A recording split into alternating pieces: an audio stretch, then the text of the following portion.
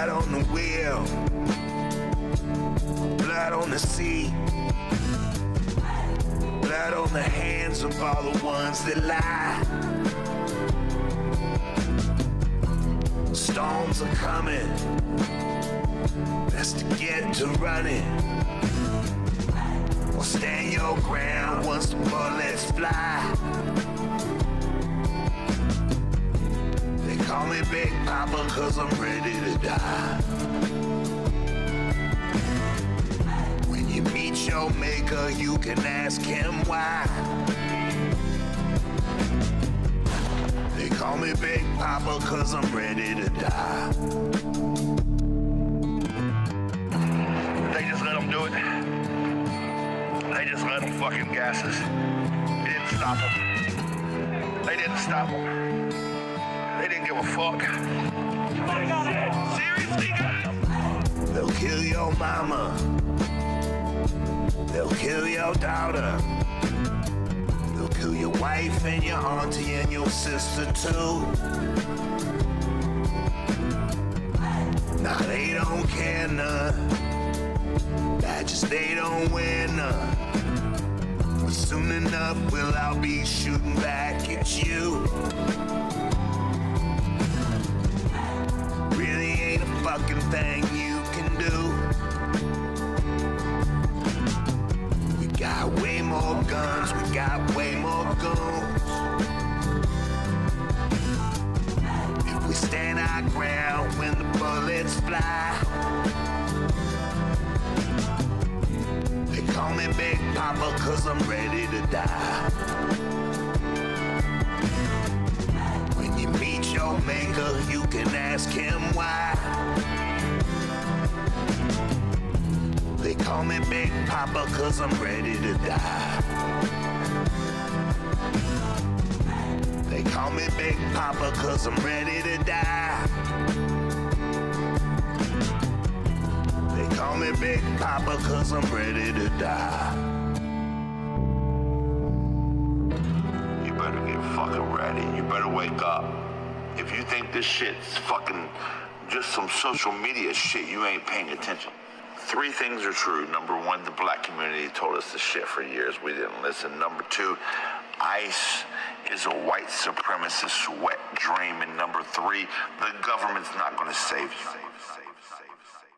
All right, everybody, check into the stream. How we doing? How we doing? How we doing, everybody? How we doing, Marshall? How you doing, Michelle? We got Denab. Boy, it was a late night for news. My brain was working overtime. Usually when I'm up that late nowadays, I'm streaming a game or something, and my brain doesn't have to work so hard.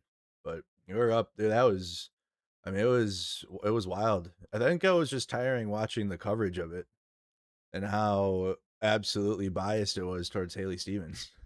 It was so insane. Like the glaze was wild. What up, Overwatch? How you doing? What up, Praxis Art? How you doing? You fell asleep last night around 12:30. Oh wow, you missed the excitement. There were a couple moments Haley Stevens got close, and it did finish close. It was definitely not the blowout victory that many thought it would be, including me. But I mean, the fact that he still won is against the establishment is still good. Still good. A win's a win. Okay, and now he's gonna go and now he has to go and battle Mike Rogers, who is the establishment. So you got which I think will help significantly unless you have a bunch of liberal Democrat establishment influencers and actors or politicians play games and not want to unify what you have with winning, and you want to talk about electability and focus on race in certain parts of Michigan. It's what's your policies actually, which it seems like Abdul said when it comes to Medicare for all, money out of what's his money out of politics, money in your pocket, and Medicare for all. That's his big 3. And I don't want to hear shit from MAGA Trump supporters about, well, would it like that those are pretty clear things, pretty clear objectives. And when MAGA does slogans as their entire apparatus for political speech, I don't want to hear it. I really don't want to hear it. And those are three things that most Americans will agree on. And yeah, and healthcare, Medicare for all, codifying healthcare is absolutely something that is a popular position in the United States. I think there will be MAGA that will dig out old timey mid 2000s Fox News propaganda as if we haven't heard it before, and try to pretend like they're looking at it from a new lens and say that this is just communism and we can't afford that and we can't afford it and it's like we can, when we have all this money to go to war again after we were just in war for over 2 decades. My whole life we've been at war. Okay. And then we just had these last couple years without it. And then MAGA, specifically MAGA, was screeching and crying, saying that the war in Ukraine was going to become an American war. And Joe Biden is going to send your sons and daughters to Ukraine to go fight the Russians. And I'm like, that's not happening. Not even in the works. Like they literally pulled out any American soldiers that were in Ukraine at the time, like any instructors or anyone that's there, because Ukraine's isn't a NATO country, but they are an ally to NATO. They just get used by NATO. But but we had trainers there and shit. We had people there, and we pulled them out. Any American official on orders, Department of Defense person was pulled out of Ukraine, and after Zelensky put out the call for any foreign volunteers to come help, Americans did go, but they weren't on orders. The American government did not send American troops to go and fight in Ukraine. But the whole Biden presidency, right, was well, Biden is going to send your sons and daughters to go there, and that's why we need to vote for Trump because he's the anti-war candidate. And then what also didn't help Biden with the truth of because that was all bullshit, but the truth of it was his aid to Israel and the continued refusal to stop weapon flow. And he'd be like, it's defensive weapons. Israel doesn't use, the only time they will use their defensive weapons is when a retaliation strike happens because they decided to bomb Lebanon or they decided to bomb Iran. But even that, Israel, for me, Israel's on their fucking own, because even when it's a time of peace there, Israel will be like, actually, we want more land in southern Lebanon, send it, and then they play victim afterwards, or like we're seeing in the genocide in Gaza, or like we're seeing in the West Bank with the settlers. Okay, so they were like, Trump is the anti-war candidate.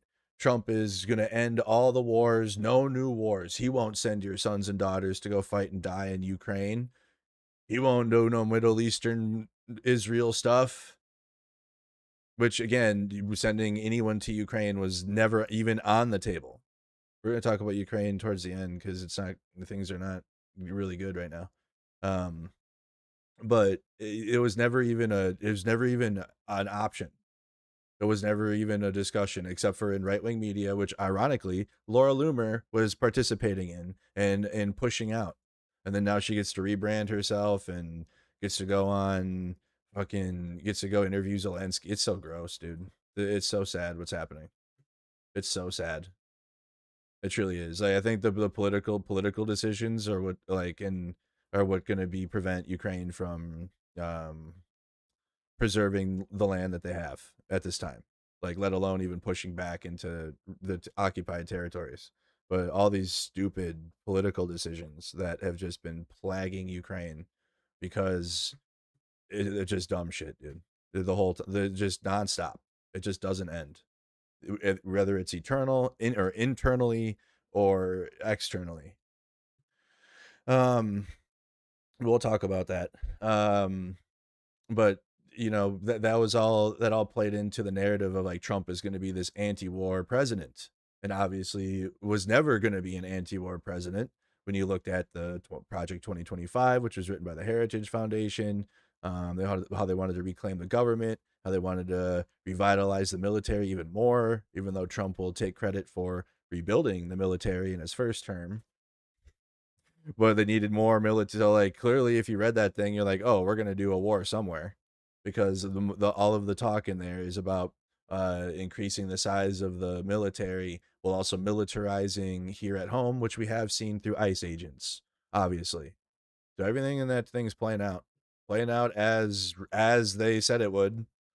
Like they've never seen a document be like, here's our plans. They're not good, but we're gonna do them anyway because you're not gonna believe that we're gonna do them.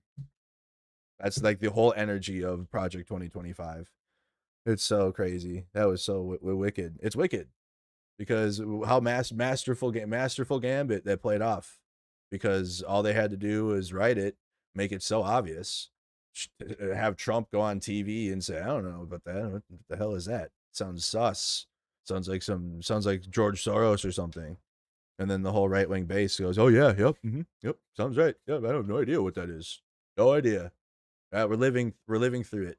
Everything that we've seen from Trump when it comes to Iran, when it comes to ICE agents, breaking Fourth Amendments, when it comes to defunding of NGOs and destroying our soft power everywhere, when it comes to more money to corporations and less money to business owners with the tariffs. That was all pre-told. It was in the tablets. It's all written, and we read it, and many others did too. It was sad year.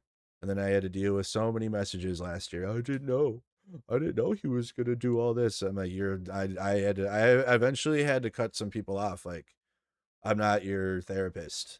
I had to go through this 6 years ago, but I did it when Trump launched an insurrection at the Capitol building and lied about COVID.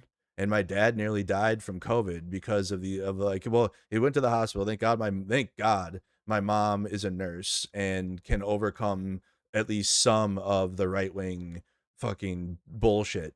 Thank God, because if she wasn't, he probably would have died, because right wingers were like the fucking jab, and oh my, it was so bad, just getting people killed. Like right wing has blood on their fucking hands. They got so many people absolutely killed with their COVID propaganda. And yes, they did. And if you pushed it, you have blood on your hands too. Absolutely. You got people fucking absolutely killed with vaccine hesitancy and not wanting to just abide by the basics. And they weren't that hard.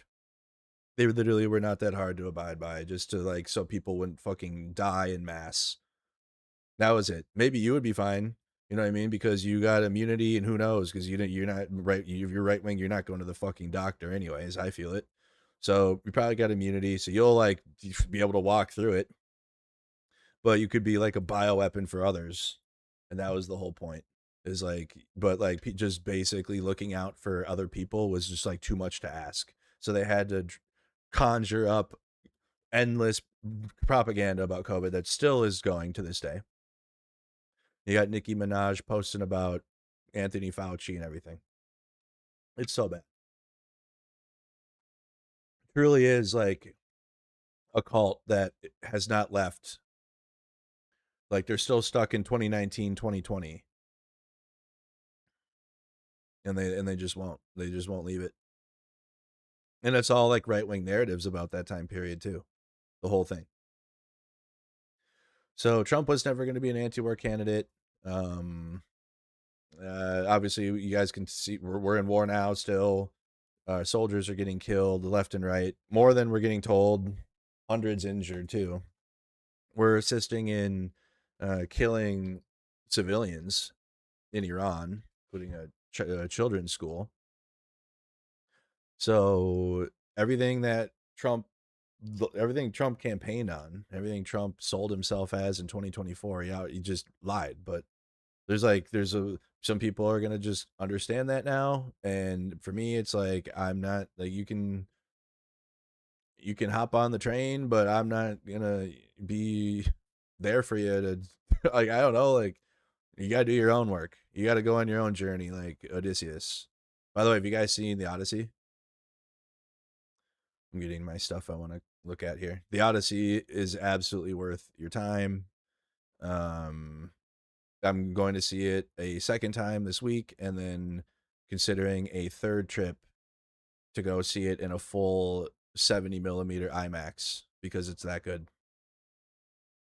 Okay. We have in Minnesota, we have Diet IMAX screen. It's not the full one. We do not have a full IMAX screen in Minnesota anymore. But at the Lakeville Imagine Theater in Minnesota, they have it's a IMAX sized screen, but not like not the full one. It's like tall. It's taller than it is wide, but it's still wide though. But it's tall ass screen, so you get like the simulated IMAX experience, but it's not the full one because the full IMAX screen, like you're like surrounded by it. Like it's so big. As we had one at the Minnesota Zoo. You can have like a super screen or like the EMX screens or like an ultra screen, and those are cool. But the real full IMAX screen is on a whole other level. But the Lakeville Imagine does have at least a tall, screen, so you can see the full Odyssey image on there. But the full experience, and then also the sound in there too is insane. The sound of the Odyssey in at the Lakeville Imagine Theater at the IMAX was nuts. Like truly, like the storms when they were in those. I'm not gonna. It's the 2,000-year-old story for number one. So if you've never seen the Odyssey, like brother, or if you never read anything or watched anything about it, it's like an old or like played Assassin's Creed Odyssey or something, or something with it. But we had to read the book in high school, or the books. I took Myth and Legends in high school as an elective, and that's the first time that I engaged with the Odyssey. It was pretty cool. It's old. Yeah, it's about 2,000 years old. So I just like really I don't know what to say about spoilers. I guess it would be more so like how well was it shot? How did they hit the main story beats? And then yes. Yes. And then the way Nolan, I think this is some of Nolan's best work. Some people say it's kind of not, but I disagree. I've watched every Chris Nolan movie many times too. Many all of his movies more than once, because that's just what, like, most of them you have to watch them that way because that's how they're told in a non-linear way, and this one does that as well, and it's told non-linear in Nolan fashion to where it's like, but like it is linear enough when it needs to be, like when we go back, like because it's telling Telemachus, which is Odysseus's son. And this is not these are not spoilers. It tells Telemachus's story, and then it tells Odysseus's story, and then by the end, it like Nolan magic, osmosis, puzzle. It all comes together. Okay, and like you have these two things, like because obviously Odysseus's story was in the past, whatever, because he's been on this beach with Calypso. But like the way that Odysseus's situations are told, and again, you got to see it. I'm not gonna. It's insane. It truly is amazing. Like how they were able to, oh my god, like the Cyclops and Circe in the mountain. She turns the soldiers into pigs. It was intense, very intense. And also, we need a Chris Nolan body horror movie after that scene alone. I was legitimately grossed out. In that.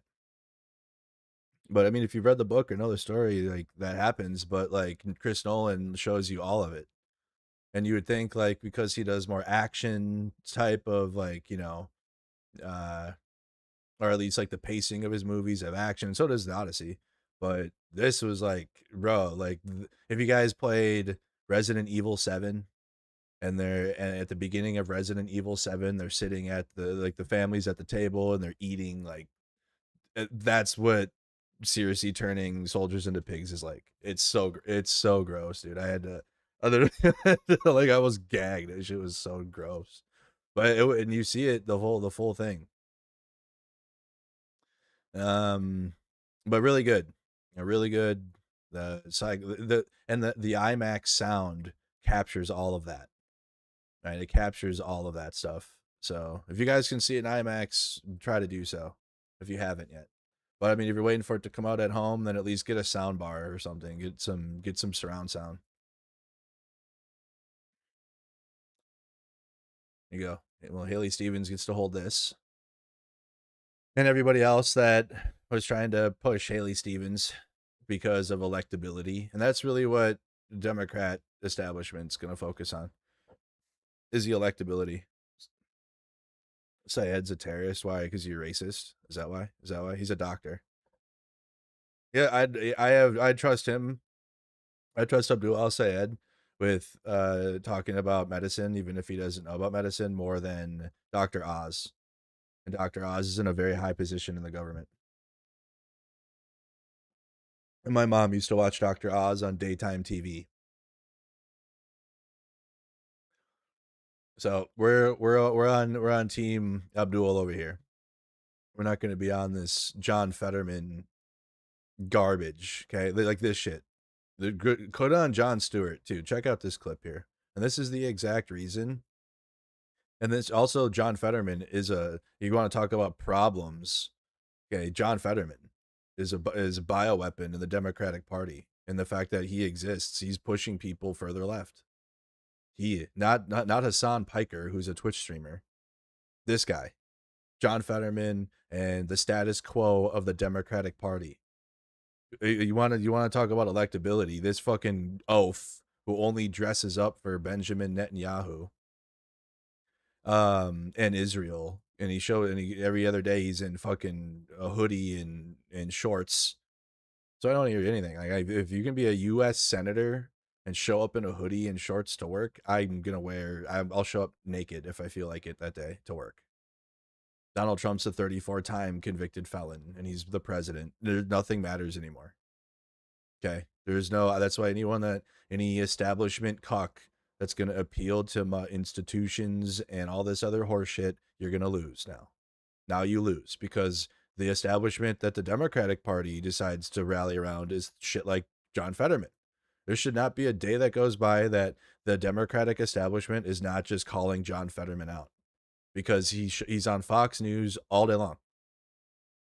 All he does is go on conservative media and do "I'm a good Democrat" propaganda. This guy and people like him are the problem, not the actual future and people that are like around my age or maybe a little older or younger. I'm 33. We're the future. This John Fetterman shit is not, and others like it. But listen to Jon Stewart kind of break it down. And this is exactly why, Abdul Al Sayed won last night, because Haley Stevens is an arm of like a John Fetterman type of Democrat, and it's cooked. So for you could agree with them 90%, but Israel is the red line. Absolutely. Israel for me. Like I can't ever turn my back to Israel after where it's at. So, and I mean no disrespect on this, but that is after all the Mossad intelligence they got on him. It's not our country. You're saying that these candidates may have great ideas for our economy. They may want to do the exact same thing you want to do in terms of getting money out of politics. They may want to increase the social safety net. They may want to change the balance of power from capital back to labor. But if they don't agree with you on Israel, you don't want them in your party. Crazy. Well, I don't know who you're referencing to specifically. No, I'm referencing what you just said. Name so in other words, Syed or AOC or Bernie Sanders, I assume you agree with a lot of what they say economically. And what I'm saying is, like, if you are a DSA member, if you are a member of a specific political party, run under your own banner. And run under your own banner is crazy. I think Bill Maher said something very insightful. He said, the DSA are colonizing the Democratic Party.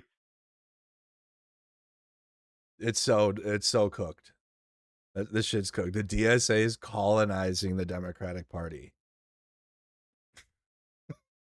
They put that on a shirt. They could do merch. So just be Democrats if you're going to run under the Democratic Party for that. Why have a DSA party for overall? So run on that, and you all understand. It's just an organization. It's not, we have a two-party system. We don't, Right. it's like the Freedom Caucus in the Republican Party. There are, there's Randy Fine and Ogles and all these nutbags Losers. that are also part of an John Fetterman and Randy Fine probably hang out. They're probably good friends. area, and Republicans, I'm sure, may not agree with all of them on all kinds of things, but there is no other party. Well, I guess you could try it, but my point is, if you don't disagree with them on a lot of things, why not use some of that energy? And even like Mamdani in New York is DSA, but there are things in the DSA platform that he disagrees with. And I'm assuming there's probably things in the Democratic platform that you might disagree with, but you don't disavow the entire thing. You're literally saying we can all have discussions, except when it comes to Israel, which is not America. Let's go. It seems like a weird line to draw.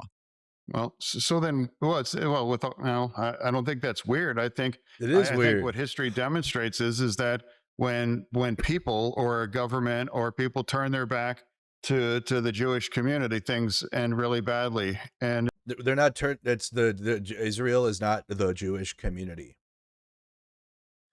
What is going on? And then when what bad happens, we've never turned our back on Israel because we continue to fund their genocides and its expansion. And it's a danger. Jewish community and Israel are not the same thing, brother man. They're not. That is not the same thing. No. It's like, hey, it's like if I have to pick a side for after 10/7 and after Iran, I'm always going to stand with Israel. I'm always going to vote and support whatever that's necessary to protect themselves and to prosecute Hamas, Hezbollah, and Iran too. And the very left never said a peep after Iran executed 30 to 40,000 young people in there just for protesting for democracy.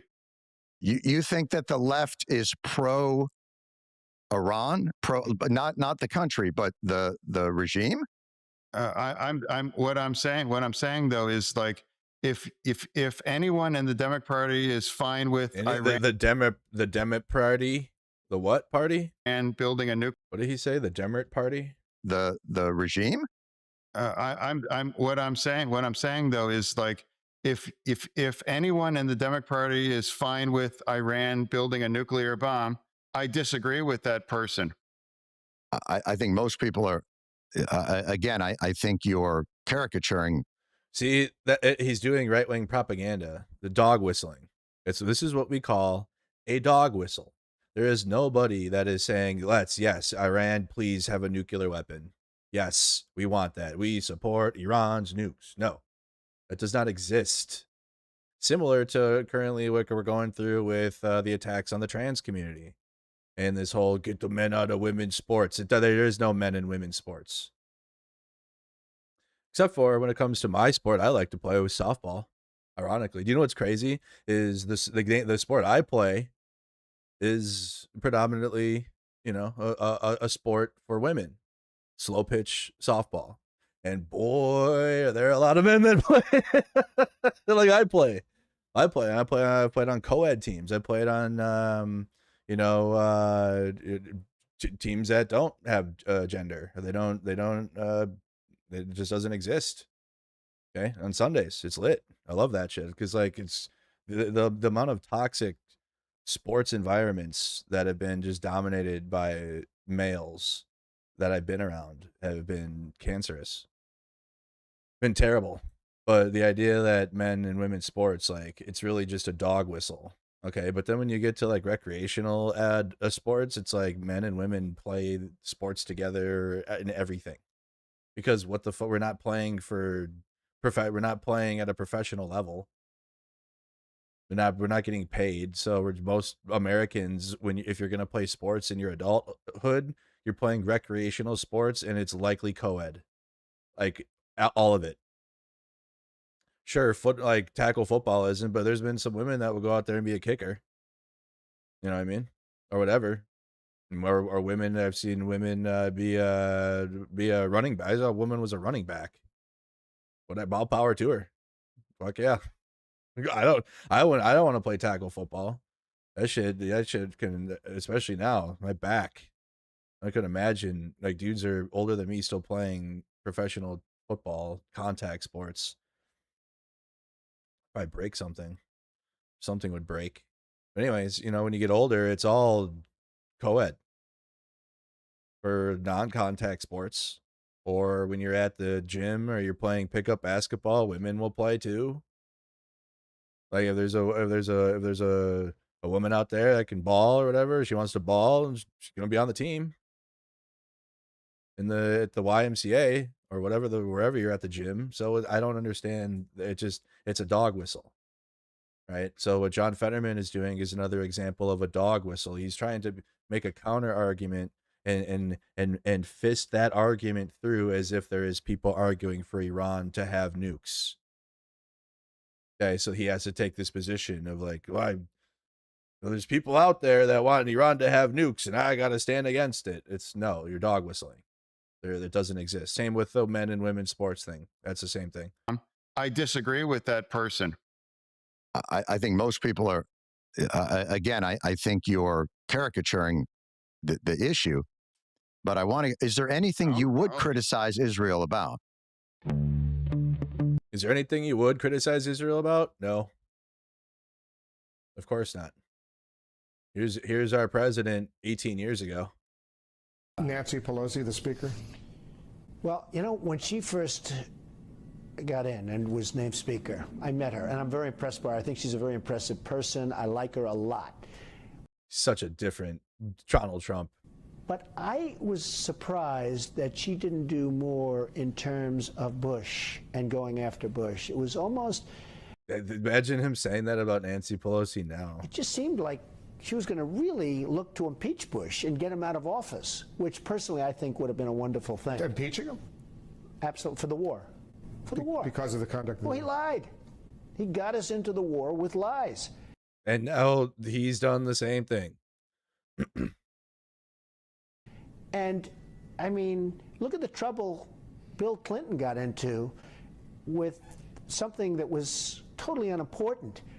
And they tried to impeach him, which was nonsense. And yet Bush got us into this horrible war with lies, by lying, by saying they had weapons of mass destruction, by saying all sorts of things that turned out not to be true. I want to talk to the Trump supporters for a minute. I don't know who you are, and I don't know why you like this guy. Yeah, this video keeps going. Whatever he does, he accuses everyone else of doing. The man cannot tell the truth, but he combines it with being a narcissist. A narcissist at a level I don't think this country's ever seen. Yeah, and then they all sold out. Every single one. They all sold out. And my concern is that he would grab up that power and really treat the country as sort of his little bully fiefdom. Yep, you sold out too. Donald Trump is everything I taught my children not to do in kindergarten. Yep, super sellout. He's been exploiting working Americans for 40 years. Oh yeah, little Marco. He's a race-baiting, xenophobic, religious bigot. Lindsey Graham loves that though. He says he's for the little guy, but he's actually built a lot of his businesses on the backs of the little guy. Kellyanne Conway on CNN is crazy. Forgot. Was this Pompeo? They all sold out. He actually built a lot of his businesses on the backs of the little guy. Jesus. You know, Donald Trump the other day said that it, quote, if he tells us... That was in Seattle. That's a Navy veteran. And I talked to him after this. I was at there this day. I was, when this happened, I'm to the right. I'm to the left of the screen. This is in Portland, Oregon, when they had feds out there doing what ICE is doing now. But this is Portland in 2020. That's why I knew this shit was coming. I believed what 2025 said because I saw it in Portland, Oregon. That's a Navy veteran. I'm literally off to the left, and we talked to him after this took place on stream. You know, Donald Trump the other day said that it, quote, if he tells us... Literally was up there just getting beat and just like base, dude. To commit a war crime, the soldier will just go do it. I don't think Donald Trump has even read the Constitution, knows what's in the Constitution. A toxic mix of demagoguery and mean-spiritedness and nonsense. I just cannot support Donald Trump. Damn, she was old 20 years ago. Jesus. Donald Trump is a delusional narcissist and an orange-faced windbag. Donald Trump is a con artist. He doesn't know the difference between truth and lies. He lies practically every word that comes out of his mouth. I think he's a kook. I think he's crazy. I think he's unfit for office.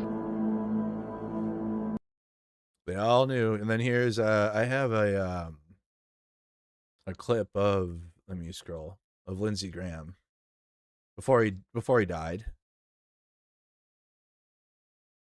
And how excited he was, right? This was the start of the war. The very start of the Iran war. Virtually everything they have has been knocked out now. Their missile count is going way down. No. Amazingly, they're hitting countries that Look what we've done here. I know. I almost cried. Yeah. I mean, like, how long have we been pushing this? Well, I mean, you've been pushing this for years, right? Right. It's here. I talked to Trump this morning. It's literally. Oh, he's jacked. Yeah. It's the best thing I've ever done. They're laughing at him. They're laughing at how dumb they got Trump to do what they wanted to do. He loves blowing stuff up. So, you know, there are a lot of people inside didn't want to do it. So I've had my challenges. But President Trump, when he gets into the zone, he listens, he asks good questions, you know, no tweeting. He has done nothing, he hasn't tweeted much at all, no drama. He's been a great wartime president. Are you going to say the same thing about Laura Loomer? I'm not a big fan of Lindsey, but he was a big supporter of Ukraine. Are you going to say the same thing of Laura Loomer now? Right? Because she's doing this too. It's possible because they are like, you can be against them even if they're on your side. Okay, you don't have to, like, there's nothing to respect about it. And his support for Ukraine was sleazy and disgusting. When he came to Ukraine and was like, best money we ever spent, it made me feel disgusting watching that. So no, I don't respect a single thing. And what did he really do for Ukraine? He didn't do fucking nothing. He didn't whip up his base. He didn't push the issue in the Republican Party. No, he was just like one of the Republican ones that decided to choose to support Ukraine because he's a war hawk. So of course, so there's nothing to respect with that at all. Zero. Great wartime president. I said last night that Trump and Bibi are like Roosevelt and Churchill. Yuck. Disgusting. I mean, there's nothing to respect. There is no respect. No respect given. 0 points. Right, two guys to confront this evil. Yuck. Then you get Laura Loomer in Associated Press exclusives. We'll get to all that stuff. There you go. Here we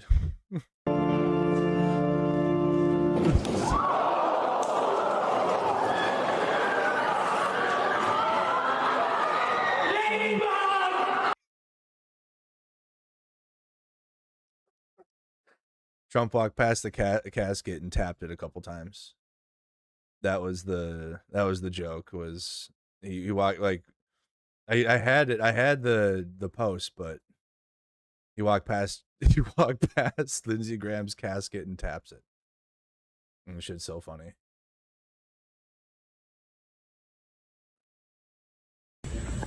I told you, Dustin, I left.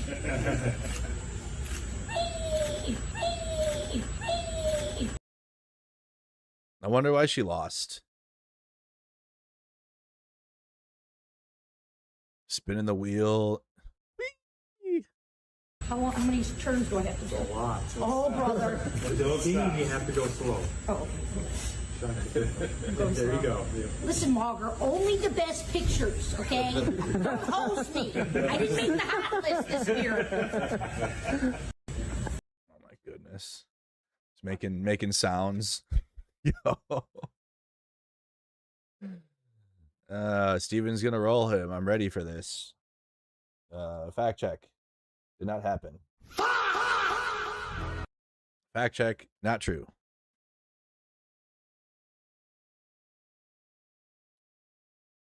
Where are they at now? How much is the counting still going? Is CNN, did they call it yet? Are they still holding hope?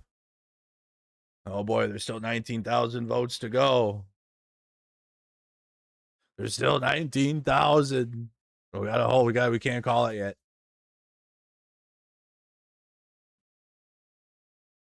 Progressive Abdul al-Sayed deals blow to Democratic establishment. Okay, so they called it finally. Oh, there you go. Literally, like, if you guys went to bed early, CNN was not going to call it. And then on MSNBC, they wanted to keep going because they just weren't willing to call it yet. They were holding out hope for Haley Stevens still. Goodness. Big L's. Some of the other news I've missed. Okay, let's stick with Abdul al-Sayed's victory for now. But I haven't done news in a while now, so we got to catch up. He gave his speech unifying Democrats. He gave it. Did I save his victory speech 4 hours ago? Hold on. I thought I had saved it on X. So here you go.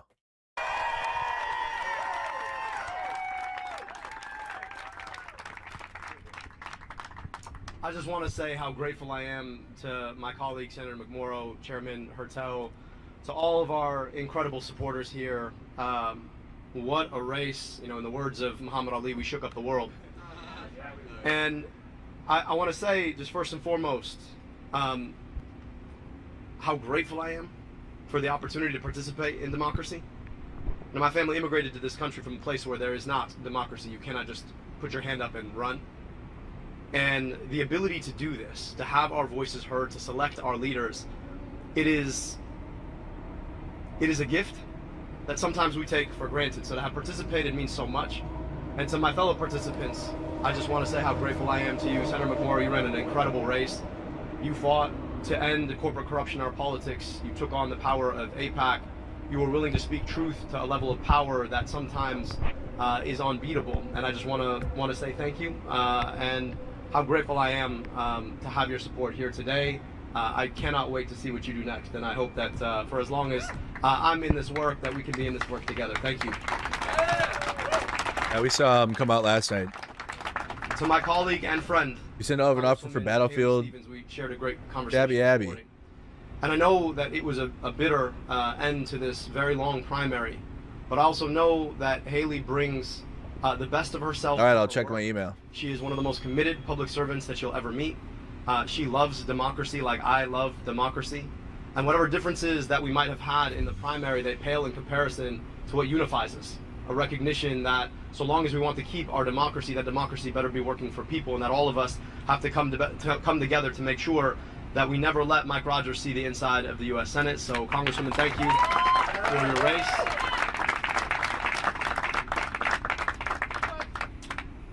And I have to say a few more thank yous before we talk about where we're going next.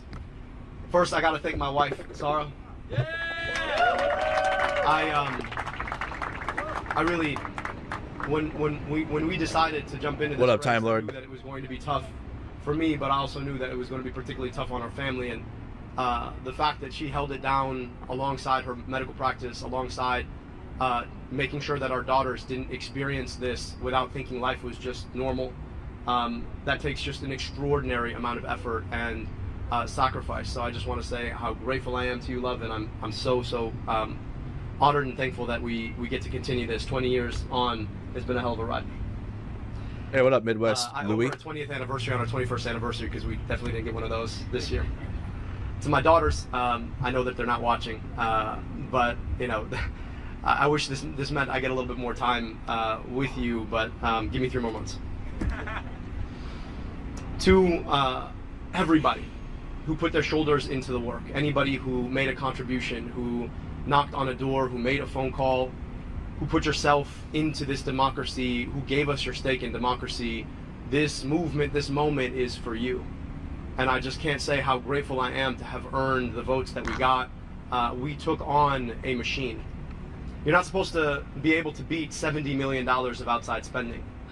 A record amount of money spent in a campaign against a Democrat in a primary in any campaign. You're not supposed to be able to beat that. Well, it's crazy how the same thing happened to Massey, but in the right wing, it was just like a little angst, but not really action. And then when it comes to a candidate here like Abdul said, it was like, hell no, we ain't going for Israel. And what we showed is that they did the same thing on the right wing to Massey is recently. greater than the power of their money.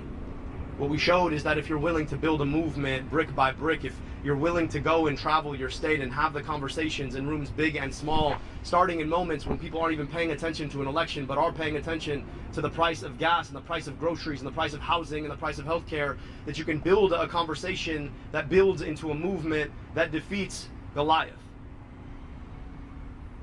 This is what you all showed. And my hope is that our democracy will never be the same. So when Big Pharma and Big Tech, when DTE and Blue Cross come a knocking saying, you know what, this is our democracy and we're going to own it, from here on out, we can always point and say, no, this is the people's democracy and we will always own it.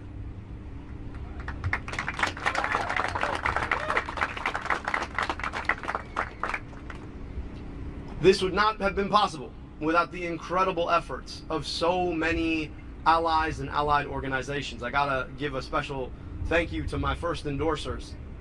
Bernie Sanders, the OG, who came in on day one, put his entire shoulder in the work. I just hope that I can help to carry some of that load in the fight for working people and Medicare for all that he's been carrying for all of this time. To the UAW, the unbeatable, indomitable UAW. As a son of immigrants, son of a father who came to this country to build cars, I gotta say that this is still the best place in the world to make an automobile, and that is because of the fighting UAW, but it's also the best place in the world to build a family because of the fighting UAW. And our work is about making sure that the folks who want to sell our democracy off to corporations and special interests don't get to take that away, and I stand in lockstep with our UAW sisters and brothers. To the AFT, the National Nurses United, the AFGE, the AAUP, thank you so much for your work. To all of the advocacy organizations who made this possible on the ground. Folks like the PCCC and Move On, folks like the Working Families Party, all of the constituency organizations who knocked on doors and made phone calls, thank you so much for putting your shoulder into the work. I also have to thank all of our endorsers, 300 strong, who came in, spent their time with us, came from just down the street or came from across the country to talk about what it looks like to build a movement of the people, by the people, and for the people. I want to say how grateful I am to you. We built this campaign brick by brick. Back in April, I remember talking to a room of 5 people in a discussion that most people will never clock, but it was an opportunity for us to share an honest conversation about pain and about purpose. And I've been able to have 500 more of those discussions over the past 15 months. I trained to be a doctor, and the single most important moment that makes a clinical encounter is that moment that somebody shares their pain with you, believing that you can do something about it. I don't practice medicine, as has been well documented by all of you. But I hope that I get to practice that part of things. And I've been able to practice it, but it requires people being willing to share their pain with you so that you can do something about it. That is a moment, a piece of vulnerability people give you because they believe that you can actually fix it. It's an investment, sure, in a campaign, but it more is an investment in democracy. And as we traveled our state, we were in living rooms in Lansing, VFW halls in Escanaba, basements in Grand Rapids, churches in Detroit. I got to meet so many of you, Michigan, so many. And you shared both what caused pain, but also what brought purpose. And we forged a movement out of that to get money out of politics, put money back in pockets, and pass Medicare for all to guarantee health care in this country. And for our troubles, the corporations, the special interests, who would rather get to decide who our elected officials are than let us decide who our elected officials are, they spent an unprecedented amount of money to beat us. Attack ad after attack ad after attack ad after attack ad. Wall to wall ads. But it turns out that the commercials are the part of the television show most people don't want to watch. It turns out that you can spend as much money as you want on lies, but it doesn't make them true. It turns out that when you're able to reach out and dignify somebody's pain, people remember that a lot more than a 30-second ad played on a loop on television. And it turns out that when the people want something in this democracy of ours, the people can get that thing if we're willing to do the work of that. And that's exactly what Michiganders up and down the state showed. 12,000 volunteers knocking nearly 10,000 doors a day to defeat an unprecedented amount of outside money, $70 million. But right now, as bitter and as, a lot of money, dude. As the campaign against us might have been, I want us to realize that there is so much more that unites us now. Illegal. Because that needs to be illegal. Well, right. Flat out. Especially if you are on the right, and maybe you did support Thomas Massey. They spent what, $35 million in that one. They spent over double the amount in this one, and the anti-establishment candidate won, and that should mean something. And that's what MSNBC. That's what I was getting upset because they weren't. He was the true underdog, actually, not fucking Haley Stevens. The campaign that Mike Rogers and Donald Trump and their GOP MAGA allies are launching is already more bitter. All you got to do is look at the ads. You're already watching on TV. Started today. You know, they think that you want to use my whole name against me. Mike, listen, man, if you can't say the names Abdurrahman, keep the name out your damn mouth. I'll be happy to give you lessons. But they understand that the only way that they think they can win is to drag us into the mud, to believe the worst about each other, to believe that what divides us is bigger than what unites us. They want us to think that the reason some of us ain't got is because of other people got. But it turns out that the reason so many of us ain't got is because of the system that has corrupted our politics to take it away from us. And that is the thing that we are taking on now. That movement to get money out of politics, put money in your pocket, pass Medicare for all, it is a big movement. So if you supported me or you did not support me, if you voted for Vice President Harris in 2024 or you voted for Donald Trump, if you believe like me that you ought to be able to afford your groceries, if you believe like me that you ought to be able to afford your home, if you believe like me that your tax dollars ought to be invested in you rather than sent somewhere else, if you believe like me that a government of the people, by the people, and for the people is our birthright in this country, if you believe like me that we have a responsibility to stand up and walk with our union so that everybody has collective bargaining rights in this country, if you believe like me that you ought to have the guarantee of good health care in this country without some corporation trying to tell you what you cannot have and should not fight for, I hope that you'll join this movement now.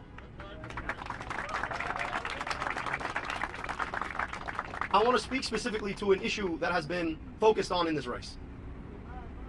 To my Jewish American sisters and brothers, one of the most indelible memories of this campaign will have been the opportunity to break bread with you at Seder, to worship with you at Shul, to be embraced by you. And listening to sisters and brothers who said, you know, I want to join this movement because AIPAC doesn't speak for me. Because I understand that self-determination for one people does not require the quenching of self-determination for another people. That unless all of us are free, none of us are free. I want to tell you the great gift that you've given me. And to all of my sisters and brothers of the Jewish faith, or any faith at all, or no faith at all, I want you to know that my commitment to your safety, my commitment to Jewish safety, is the same commitment that I have to the safety of my own daughters. Because if there is one question of a political philosophy that ought to animate us all, is what would we build, what would we do if we treated all of our kids like they were all of our kids? How would we spend our money? Where would we put our investment?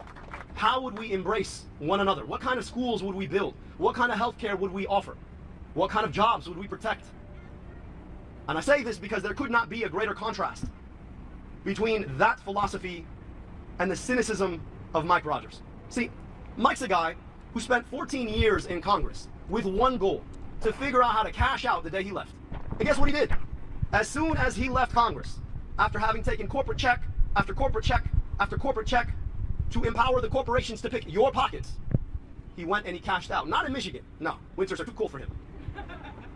He's got thin skin after all. He went to Florida. So, Mike, if you want to be a Florida man, go be a Florida man. If you want to golf in Florida, go golf in Florida. But I promise you in November, we are going to send you back to Florida. Ooh. Mike Rogers is the guy who wants to put a data center in your backyard so he can make himself feel a little bit more manly by making an AI video. Oh, yeah. Mike Rogers is the guy who has never shied away from a DTE check so he could turn his face in the direction of Florida. Ooh, get him. Mike Rogers is a guy who will do anything Blue Cross Blue Shield wants him to do, including raise your rates. Mike Rogers is a guy who introduced legislation to increase the flow of opioids. He did that while I was in high school. Wow. Mike Rogers is a guy whose politics and vision and perspective are old. Mike Rogers is a guy who has never shied away from a corporation he could do a favor for. Mike Rogers is a guy who, believe it or not, went back to Florida so he could lick every single boot Donald Trump owns to beg for his endorsement. Mike Rogers. I'm so sorry. If you want to Florida man. lick some boots, fine, go vote for Mike Rogers. But if you want a senator who's going to stand up to Donald Trump, then you've got your option right here. Get him. And what's funny about Mike Rogers is that he's like the worst of all versions of the Republican Party. Right? He's the worst of the neocon version. I mean, he was in the House during the entirety of the Iraq War. He left because he got tired of it. And then he swore up and down he could never support Donald Trump until, of course, he was licking Donald Trump's boots.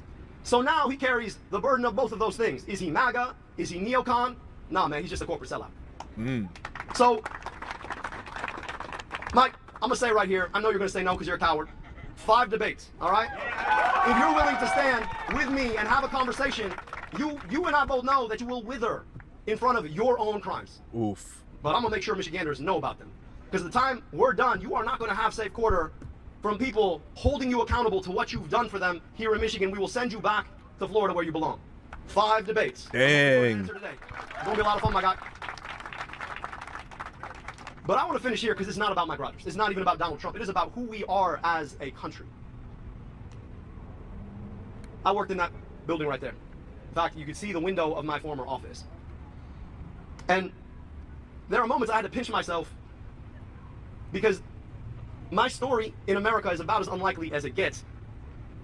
But for an accident of history that allows my dad to immigrate to Detroit to go to Wayne State University, I was supposed to be a cab driver in Egypt, like my cousins.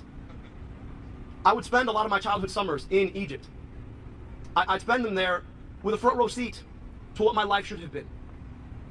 Except for I got to be born in America, where I got vaccinated against diseases that killed an aunt and uncle I never got to meet. They died before their first birthday. I got to go to amazing public schools, an incredible public university. I got my medical education paid for by a public agency at the NIH. That's what America gave me. Now, the crazy thing is I grew up not 20 minutes from here. And in traveling 20 minutes, I travel a 10-year life expectancy gap. I got to meet kids who never got the opportunities I got, despite the fact that their families had been here far longer than me.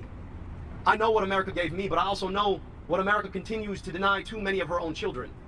And a lot of my work in that building right there was about trying to address exactly that. And I kept running up against one thing: the kind of politics that tell us that we cannot invest in those children because we should be sending their money to deny rights to other children abroad. A politics that tells us that the corporations should do what they can and the rest of us do what we must. A politics that tells us that our democracy is there for the taking if you have enough money to take it. And so when the opportunity to run for U.S. Senate came up, I realized that this was a fight not just against Mike Rogers and Donald Trump. It was a fight for the kind of America that can give what I had to all of her children. That is the work in front of us. This country of ours, this America of ours, is more than a flag. It's more than a set of colors. If you're a patriot, then you better fight for an America that is America for all of her kids.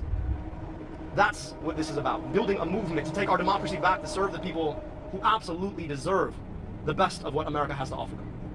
That's the commitment all of us are making.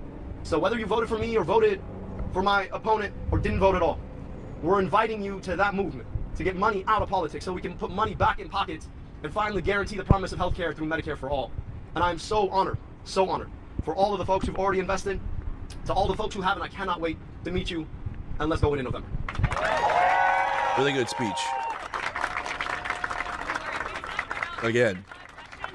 Hands up for a question, please, and say your name and outlet when called on. Might have a couple questions here.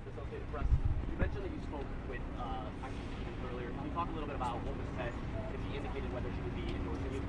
She will absolutely be endorsing us, and she will be fighting alongside us to make sure that we defeat Mike Rogers and win the future in November. The questions for locals here. Okay, thank you. Arlette Signs with CNN. This was a very tight race, perhaps closer than you had hoped or expected, about 15,000 votes right now between you and Haley Stevens. Does the fact that this was such a tight race make it more difficult for the Democratic Party to unite and also reach out to those swing voters who might be looking and seeing, well, Democrats couldn't even agree on their candidate here? Well, I'd love to get others' perspective on this, but let me give you mine. You heard about the historic turnout. Sometimes, intra-family squabbles are the biggest ones. But we all know that when we walk out the house, we stand united. And sometimes we got to have it out about the conversation about who we are and who we want to be. And I think I'll tell you that the things that unite us are so much bigger than the things that divide us. If anything, when you've got 500,000 more voters who came out to be a part of a process to pick a nominee, that means that their voices have been heard. And we're going to build a movement that reaches out to everybody. I know not everybody's going to agree with me on everything. That's not how this works. But I do know that they agree with me on the need to beat Mike Rogers, and the need to hold Donald Trump accountable, and the need to provide people health care, and the need to address the affordability crisis that is making it so that all of us struggle simply because we want to pump gas or go to the grocery store, and the need to stop fighting stupid wars we should never be fighting. There is so much more we agree on. So I'm looking forward to unifying together. The Congressman and I, the Senator and I, We've had some great conversations about where we go from here, and we cannot wait to come together and win in November. See. We'll see if he builds a bridge to he has to, I mean, he has to bring voters over. Would you rather them coming from establishment Democrats, which again can be correct when it comes to the economy, but not when it comes to funding militarized policing and war? Obviously, then they're on the side of the Republicans. Or delays in codifying healthcare, etc., etc. But at least the voting base is more susceptible to this than they will go vote for Republican. Unless they're like purely establishment, then they will. But this is the path. But also, I mean, I've listened to him speak now.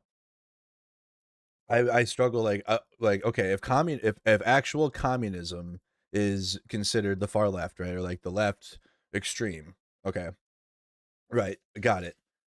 Where this sounds like this just sounds like this doesn't even sound anywhere near that when I'm listening to it. It just sounds like basic needs that the American people are asking for, and he's willing to be a part of what is required to deliver that. He is not the end-all answer, okay? Abdul al-Sayed is not going to be president. He's not going to be supreme ruler of the United States. He doesn't have a magic wand, so it's the point of it is that he is the culture of politicians that we need. He's a part of what we need to continue to see from other places too. Michigan is one place, and he still has to defeat Mike Rogers, who's a Republican. But it needs to be a culture that needs to seep through other parts of the country. Okay, it's not just on one person. MAGA has done that, in which they put all their eggs into Donald Trump to then be controlled by actual dark interest from the Heritage Foundation, Israel, Russia, you name it. You name it, in Saudi Arabia, right? You name it, and they have their fist up Trump's ass. But the base itself has put all of their, that they worship one person, and whatever Donald Trump says goes. But he's just like the front man to what corporate interest behind the scenes really want, that are fascist, the fascist corporate interest, which they all mostly will be. But when it comes to like super extreme shit, they'll pump the brakes. At least they'll pump the brakes, not change their prices. But Donald Trump is absolutely controlled by that. But everything he said here, when it comes to, money out of politics, I've heard that from Republicans all day. Like, they're tired of, well, first it was Nancy Pelosi and her stock trading, right? Like, it feels like Republicans will focus on what they want from the Democrats to do, but Republicans have been like very internally very corrupt, especially under Trump 2.0, especially under the second Trump administration. The amount of crypto trading. I mean, if you guys have seen any amount of CoffeeZilla content on it, which we've watched some of it for Newsworthy, because it is worth watching for information about Donald Trump's scams that he's pulling off with his crypto coins. And obviously, like, CoffeeZilla covers, that's like what he spends all day doing, and his content's awesome because he like exposes scams and schemes and really knows a whole lot about how crypto works and how people can scam it. And so he spent time, I think he's covered it on this channel, where he goes into it. He spent time on the Lego scandal. He's going over Trump's financial disclosures and like really getting into it. The Trump phone. And these are news stories I've gone into with you guys, but CoffeeZilla is really, really, really, really good at investigative journalism around fraud. Like, you guys, what's crazy is how much Nick Shirley is getting attention for just doing nothing, literally doing nothing. But CoffeeZilla is, I would say, the actual journalist to watch when it comes to exposing high levels of fraud. Actually, unfortunately, this is like the ultimate power right now, and they control the country. So he's just, and then Joe Rogan doesn't want to have him on anymore because he's exposing Joe Rogan's friends now. I mean, even look at his last video is called The Epstein Experience. Wow. That's awesome, though. Because true. Because they're all Epstein clients. And Joe Rogan just now has basically become an establishment, Palantir, Epstein-friendly podcast. Who CoffeeZilla's been on before. But now Joe Rogan would never have him on because he exposes all of the MAGA cult, which Joe Rogan is a part of. Also part of Polymarket, which is what that's Elon shit, right? There's Polymarket. I can't remember which billionaire it is. Is it connected to Palantir? Whatever.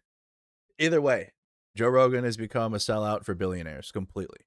And if you're for money out of politics, this is where it all, like the things that CoffeeZilla goes through in his videos, especially on Voidzilla. You know, that's the actual problem, not daycares in Minneapolis, Minnesota, for Christ's sake. It's so lazy. It's so lazy. So anyways, if you guys are looking for actual like high level fraud and and greed and scummy actions that have good investigative journalism, obviously I'll show you guys other journalists too that go into it, but CoffeeZilla actually is doing a really good job of going into it all. Especially since you guys are on YouTube anyways. Unless you're on Twitch. I don't know, does CoffeeZilla stream on Twitch? But I mean, you're on YouTube anyways, so look up CoffeeZilla and Voidzilla for his exposés on this stuff. And that's where the actual problems are.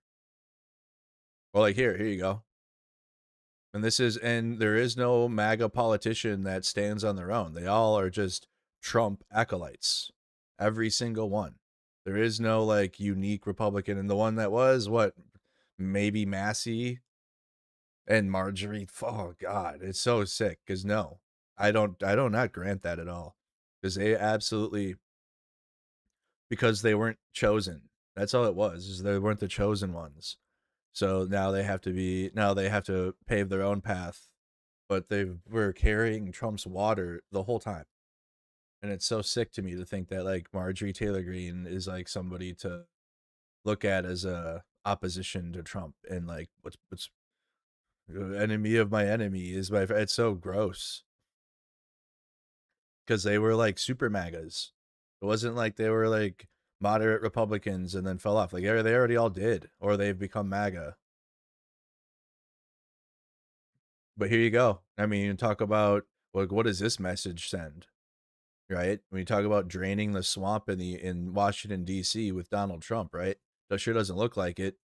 This fucking looks like, what is this, Nazi Germany? This is Scott McFarland reports. We are near the new gold-plated statues the Trump administration has revised and restored near Memorial Circle, the Memorial Bridge, and the Lincoln Memorial.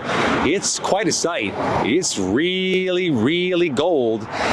It sends a couple messages, though, and some of which may not be good for the Trump administration, that this was a priority, that this type of gold plating was a priority at a time of soaring costs. And people can't afford groceries, their medical bills, college, or their house. Using money for this purpose may not land right with people. And we know that because we hear, as we rush to the election, Democratic candidates seizing on Trump's vanity projects as political arguments that the administration and Republicans are not focused on the real cost problems in America. This is Scott McFarland. Yeah, never have been. First time. I'm not talking to Scott McFarland. I like Scott McFarland. I'm glad he's on an independent path now, or at least more. Well, he was on he was on CBS, right? Wasn't he legendary? He was on CBS, wasn't he like legendary on there? And then because MAGA took it over, like that's how you know. Like this is a perfect example. But honestly, it's not bad having him be independent and being able to go out there and do a report from the golden statues and say how he feels. That's true journalism to me. People just repeating lines, trying to be unbiased is lame. Like, the situation can be unbiased, but the journalist does not have to be. There's like going out that you can go out there and film those statues, and then the live feed chat can say the same shit Scott McFarlane's saying. It doesn't matter. It's just he's saying what people are thinking, and he has a right to do that since he's fucking standing out there. Meanwhile, here's the opposition. Here's like what I'll just give you an idea of like what a right-wing stream sounds like, guys, just really quick. So like if you're like, what's the, because you guys know me. I don't know. I guess I would advocate for more left positions now, more so than ever. But like this is an example of like what a right-wing stream sounds like. Always, this is emotional blackmail, right? Well, you can't shoot these people. They have kids with them. Well, then don't bring your kids. If you don't want to get shot, then don't bring your fucking kids. It's really simple. You mean you'd shoot adults and deport the kids, right? Well, I'd shoot whoever. Yeah, I'd shoot whoever. I mean, if it's kids, women, men, anybody, just shoot them. They're going to stop coming over. Because if you don't do that, they'll use children and women as shields to get themselves over. And then they'll put more women and children at risk because they know that they can use them as collateral so they can get more of themselves over. That's the way it works. That's the way an animal thinks, and these people are animals. It's just so average right-wing content at this point. Okay, so like if I was, that'd be tough going through because he definitely would influence like early 20-year-old males, like teenage. He'd be considered like today's red pill content.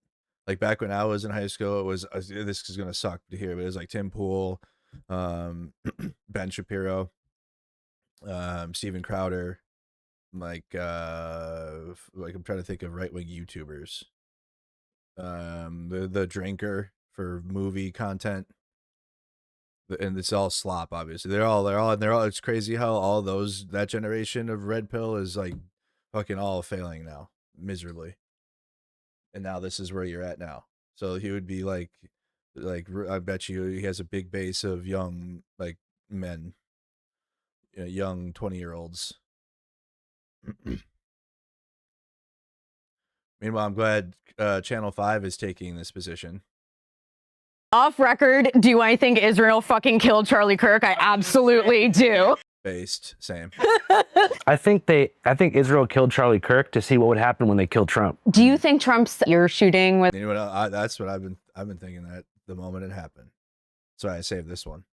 I thought that because I'm obviously very opposed to Charlie Kirk, and I made that known. But when he was killed, that was not up to it was weird the whole time, and that's why I did spend time investigating it. So I want to hear shit from any maggot. Like, go fuck yourself. I did more to investigate your hero's murder, which it was, than you did to be like, oh, it was a leftist that did it. The leftist killed him, and it was like. In Utah, like what are you be doing? And like and then we still have no evidence from of like the bullets. They said they had song lyrics on them and all types of weirdo shit that is kind of impossible.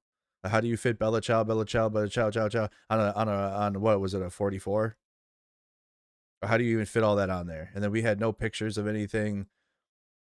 It was weird, and then I gave up on it because it clearly was going to get into a weird direction, and that's like I would have to influence right-wingers, and I didn't want to do that because I would have to have a right-wing like Charlie Kirk base that are interested in his death, and it would like destroy my what I want to do. So that's why I gave up on it, truthfully, because I already knew. Because yeah, they would tune in because at least they would look at least Mercado's cover it, but then my whole fucking chat would be filled with Charlie Kirk fans, and it would have been pain. I don't know. That's what they all watch Candace. Candace can have them. But yeah, there was definitely something weird with it from the moment it happened, and that's why it piqued my interest at the time. But there was clearly an off-ramp, and I'm glad I took the off-ramp. Totally. Yeah. But I'm saying Vance is the ultimate Palantir Israel first candidate. Okay. He's the clavicular of politics. Do you think he's behind a lot of this? I think that all the powers that be, the actual people behind the curtain, which is the tech oligarchs that are connected to Israel, the corporate establishment, are priming Vance to be the ultimate AI Israel candidate.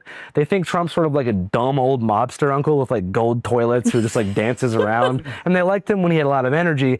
But I think, you know, before Charlie Kirk died, he was an extremely polarizing figure. You had people like Nick Fuentes and other people on the further anti-Zionist right. Shitting on him all day, like harassing him, targeting him.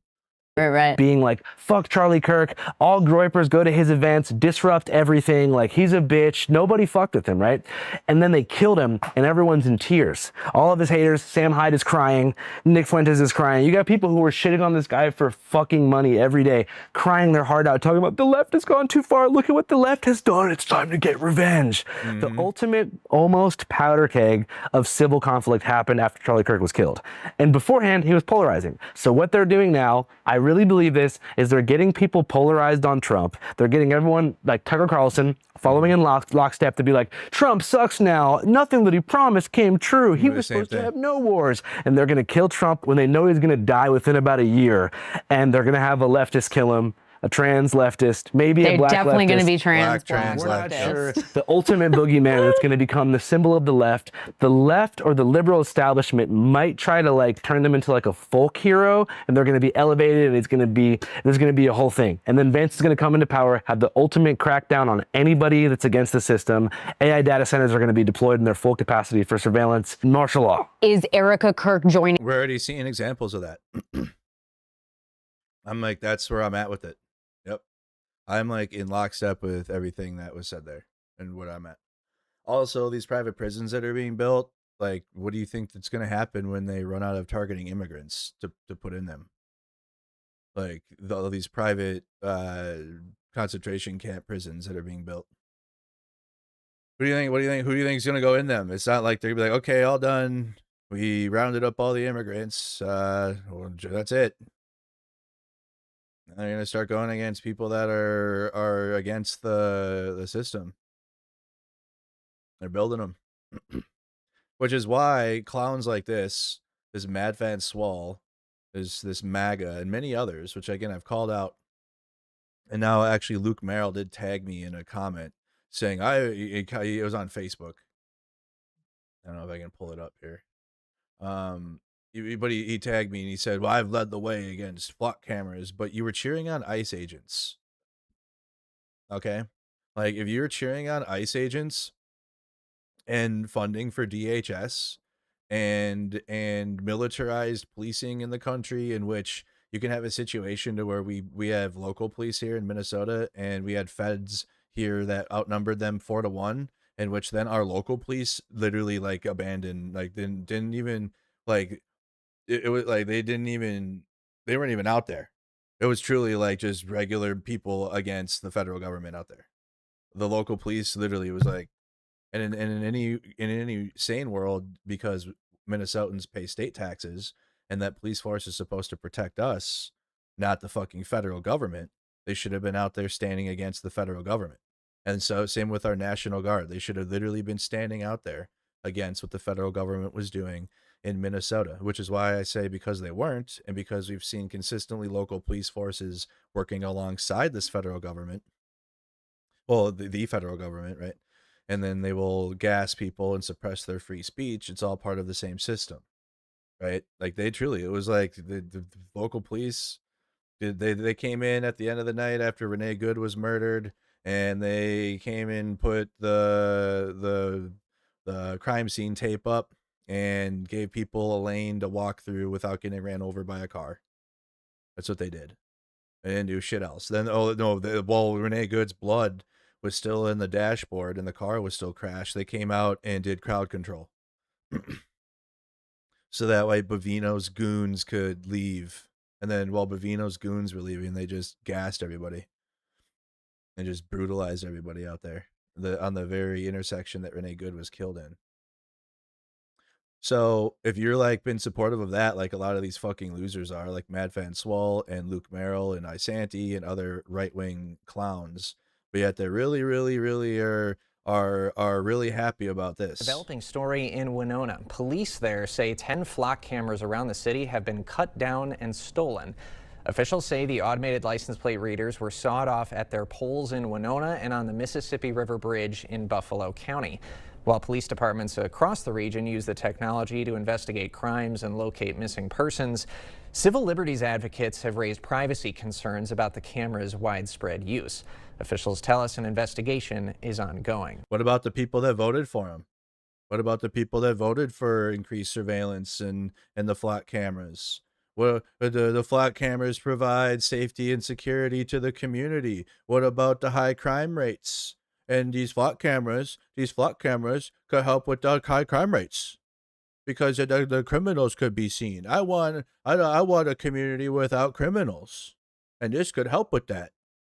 But no, because like the flat cameras can't shoot you back. That's what it is. That's what it is. Because the flat cameras is because these pussies can go and film themselves cutting down a fucking camera and be epic and based and make content out of that because this thing doesn't shoot you. That's why. But when it comes to the ICE agent that's wearing the fucking body armor and everything that will shoot you, no, we got to support that guy. Because that's our guy. We can't support the unarmed protester that's out there protesting the militarized federal government. Cutting down flat cameras, good. Being against ICE agents, bad. Any argument that ICE supporters make for ICE agents, you could very well make them for the fucking flat cameras. They're not true. Neither of them are true. But you could do it. You could make that. You could take that position. And some people are. There's some people in my comments that were like, yeah, I support both. I support ICE and I support an increased surveillance state. And I'm like, you need to go live in fucking Russia, dude. Like, you need to go live somewhere else. Or they were hitting me with, well, if you're not doing nothing wrong, then there's nothing to worry about type shit. I was like, that is like sick. And thankfully it was from somebody that was old. And I'm hoping that mentality, at least for my age and younger, I'm not really seeing that. We don't support that. But this old, like, dude, if you're not doing nothing, you won't bother nobody mentality is not it.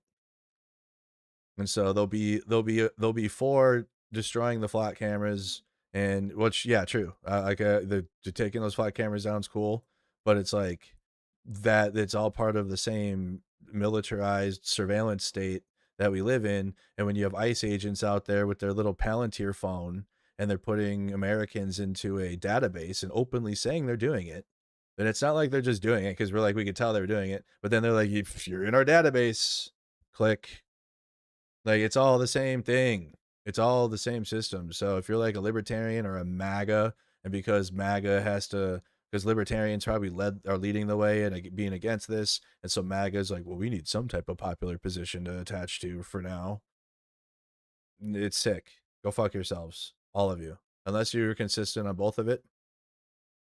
If you are consistent against a surveillance militarized police state and you are against both ICE agents and flat cameras, you're cool. I'm not talking to you. And you're cool. You're doing it right. I'm talking about the people that pick and choose. Okay? The people that are choosing to be pro ICE and pro DHS and actually go out there and embarrass themselves and be a cuck for the government. And then think that they're being some type of Robin Hood fucking epic Chungus hero cutting these unarmed cameras down. Like, if anything, I hope they put something up there to make it a challenge. I can put a zapper or something, have it zap the person that's trying to cut it down or something. Like, make it, because it's like that's what it feels like to me. It's because it's an unarmed pole and you can like a certain angle, you can like sneak up on it and cut it down, and like, because I guess it's harder to be against the ICE agent who is a human being with thoughts and feelings. They don't have thoughts and feelings, okay? They do not have that. They're soulless. But because that exists, that's got to be what it is. Because it's all part of the same surveillance state system. So you got Nick Shirley doing Spain propaganda now, just like he was in Cuba, or like he was in Ukraine, and like he was in Minnesota, or like he does everywhere. And apparently he got threatened with a knife now.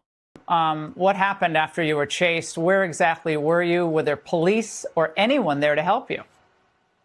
Yeah, we ran down to the bottom of the hill because we were kind of on the top of the hill at that point when we were getting chased. And then we saw the guy reach for his knife and he said he was going to stab both of us. So we obviously ran as far as we could. And then we got to a spot and it was funny. Our car was parked like right next to where the guy was, where he threatened to stab. They're like giggling. It's so funny. We almost got stabbed. So we had to get in a police car and then have them drop us off so we didn't get stabbed or the guy didn't come after us again. Yeah, anyone believe that? Anybody? Well, there goes your camera. That's okay. Were you, was that a Moroccan? I mean, who was that guy? Were these migrants that were still hanging around, or who were these people? Yeah, it was a group of people that were still hanging around. Some of the Moroccans that haven't gone back yet. There's still thousands of people on this. So like if you're watching, so this is how you know you're just like controlled. If you like actually unironically watch Fox News and like that's just what you watch. Who gives a fuck what's happening in Spain? Who even cares? Like at a base level, first and foremost. Second, okay, they have clearly had a controlled situation there in which like there was clearly like a false flag event for then right-wing propaganda to go in there and make stories, which is what's happening, which is what this is. Okay. So if like you're a right-wing propagandist and like you're watching right-wing propaganda, you probably do care about Spain. You're probably like, because it plays into the narrative about immigrants and it's trying to osmosis Americans into, well, this is why we need to support ICE agents because of our southern border. And if that's what's happening to Spain, and that's what's going to happen to our southern border. Meanwhile, it was like a thing that happened like for 2 hours and then like 95% of all those migrants went right back because it was clearly a fucking false flag, like Russian style migration event, which is what's so sick. Like there's so many of my followers that are pro-Ukraine, and I'm glad that you understand, because Russia fights with they flood borders with migrants to like false flag Western right-wing narratives to try to focus like, well, Russia is one of the arms of like dividing in when it comes to narratives about migration. The problem at the U.S. southern border is the system that's a backlog in which people have to wait 20 years or 10 years, 20 years, and then they just become, or they're separated into so many different fucking systems of like what immigrants are labeled, whatever the government decides, and then they're on a waiting list forever, then they're on another waiting list, and then they're on another waiting list, and it just never ends. And you're just in a fucking subsystem of the system forever. And that's what the problem is, and it backlogs people, and then it does like, yeah, then maybe there is a criminal that will come through, and then they are also in this system, and then they can get, you know what I mean? It's the foundational problem that the immigration system is broken. Okay, it's not like that there was an invasion at the fucking southern border, or like that immigrants are taking the job. It's like all slop, all right-wing slop narratives. Okay. But all of that feeds into why ICE agents are getting so much money, and why why last year and into this year we had these full-scale operations that were disgusting, right? So Nick Shirley needs to continue that, and that's his mission. He's a Fed. He's a Fed journalist. He's not like a true independent journalist. Okay, which feeds into, okay, this is one more on LSAT, and then we should turn our attention to Minnesota, because the Minnesota primary is next week. And we had a wild one. Morning. There was a wild one today, which is expected. Minnesota, you guys have seen nothing yet till you see the Minnesota, especially the Republican side of what we have in Minnesota. It's bad. Morning. As we say, if you are indeed the Democratic nominee for Senate, you, I'm sure, have heard Republicans are welcoming that. It was a giant panty raid, basically. They were hoping that you would emerge from this contest, that they like their chances with Mike Rogers. Panty raid? Pointing to the idea that Michigan was won by Donald Trump 2 out of 3 times. Why do you think that, what is to you Rogers' biggest flaws as a candidate? How would you make the case against him if indeed you are moving into the general election? Yeah, well, look, Mike Rogers served in Congress. He served the special interests in Congress, but says he served the state of Michigan. He did it for 14 years. He took, I don't know how much money, nearly $1 million from the pharmaceutical industry, voted to raise prescription drug prices, helped to architect the legislation that kicked off the opioid epidemic. This is a guy who's never seen a corporate dollar he did not want to use to corrupt his office. He made $14 million after leaving Congress and moving to Florida to play golf, and he's back for a second helping. We know that if we bring people together around a movement to take our politics back, we really can beat him. And what he's missing is that politics has changed since the year 2000 when he got to office. Now it's not enough to just get, what, $70 million and run 30-second ads on television. You actually have to stand for something. And this is a guy who doesn't want to actually explain why he's backing Donald Trump on the worst, most ridiculous war that we've seen, that they swore up and down that we'd never fight. He doesn't want to explain why he drives an EV but doesn't want you to. He doesn't want to explain why he's okay with everybody paying $5 gas because of adventurism abroad. So we're looking forward to forcing him to explain all of those things to the people of the state of Michigan and then sending him back to Florida so he can golf with his buddies. Dang. Dude, he's gonna I think he's gonna cook Mike Rogers. I think he's gonna cook Mike Rogers. And this was on Morning Joe. Morning Joe.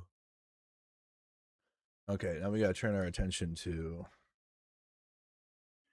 Minnesota Senate. It was an event today.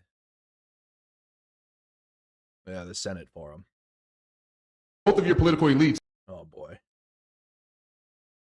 The Farm Fest forum. So that's Royce White. You guys are gonna get to know him, which we have covered a little bit on, and I've called out. The topic is healthcare. Oh boy, this one's gonna be This one's gonna be a whole show because you got APAC Amy, and you get fucking the pillow guy. Oh my god, like I said, you guys have seen nothing yet till we get here to Minnesota.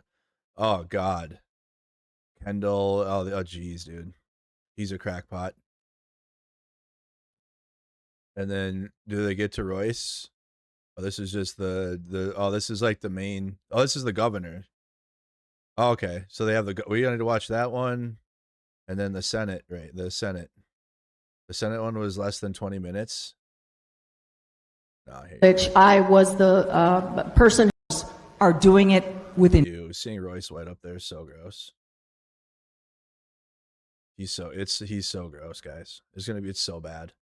Maybe he's running with the Republican side of this is going to be, honestly, listen, Democrats, you should honestly use what's going to happen with next week with the primaries in Minnesota when it comes to the Republicans and use it.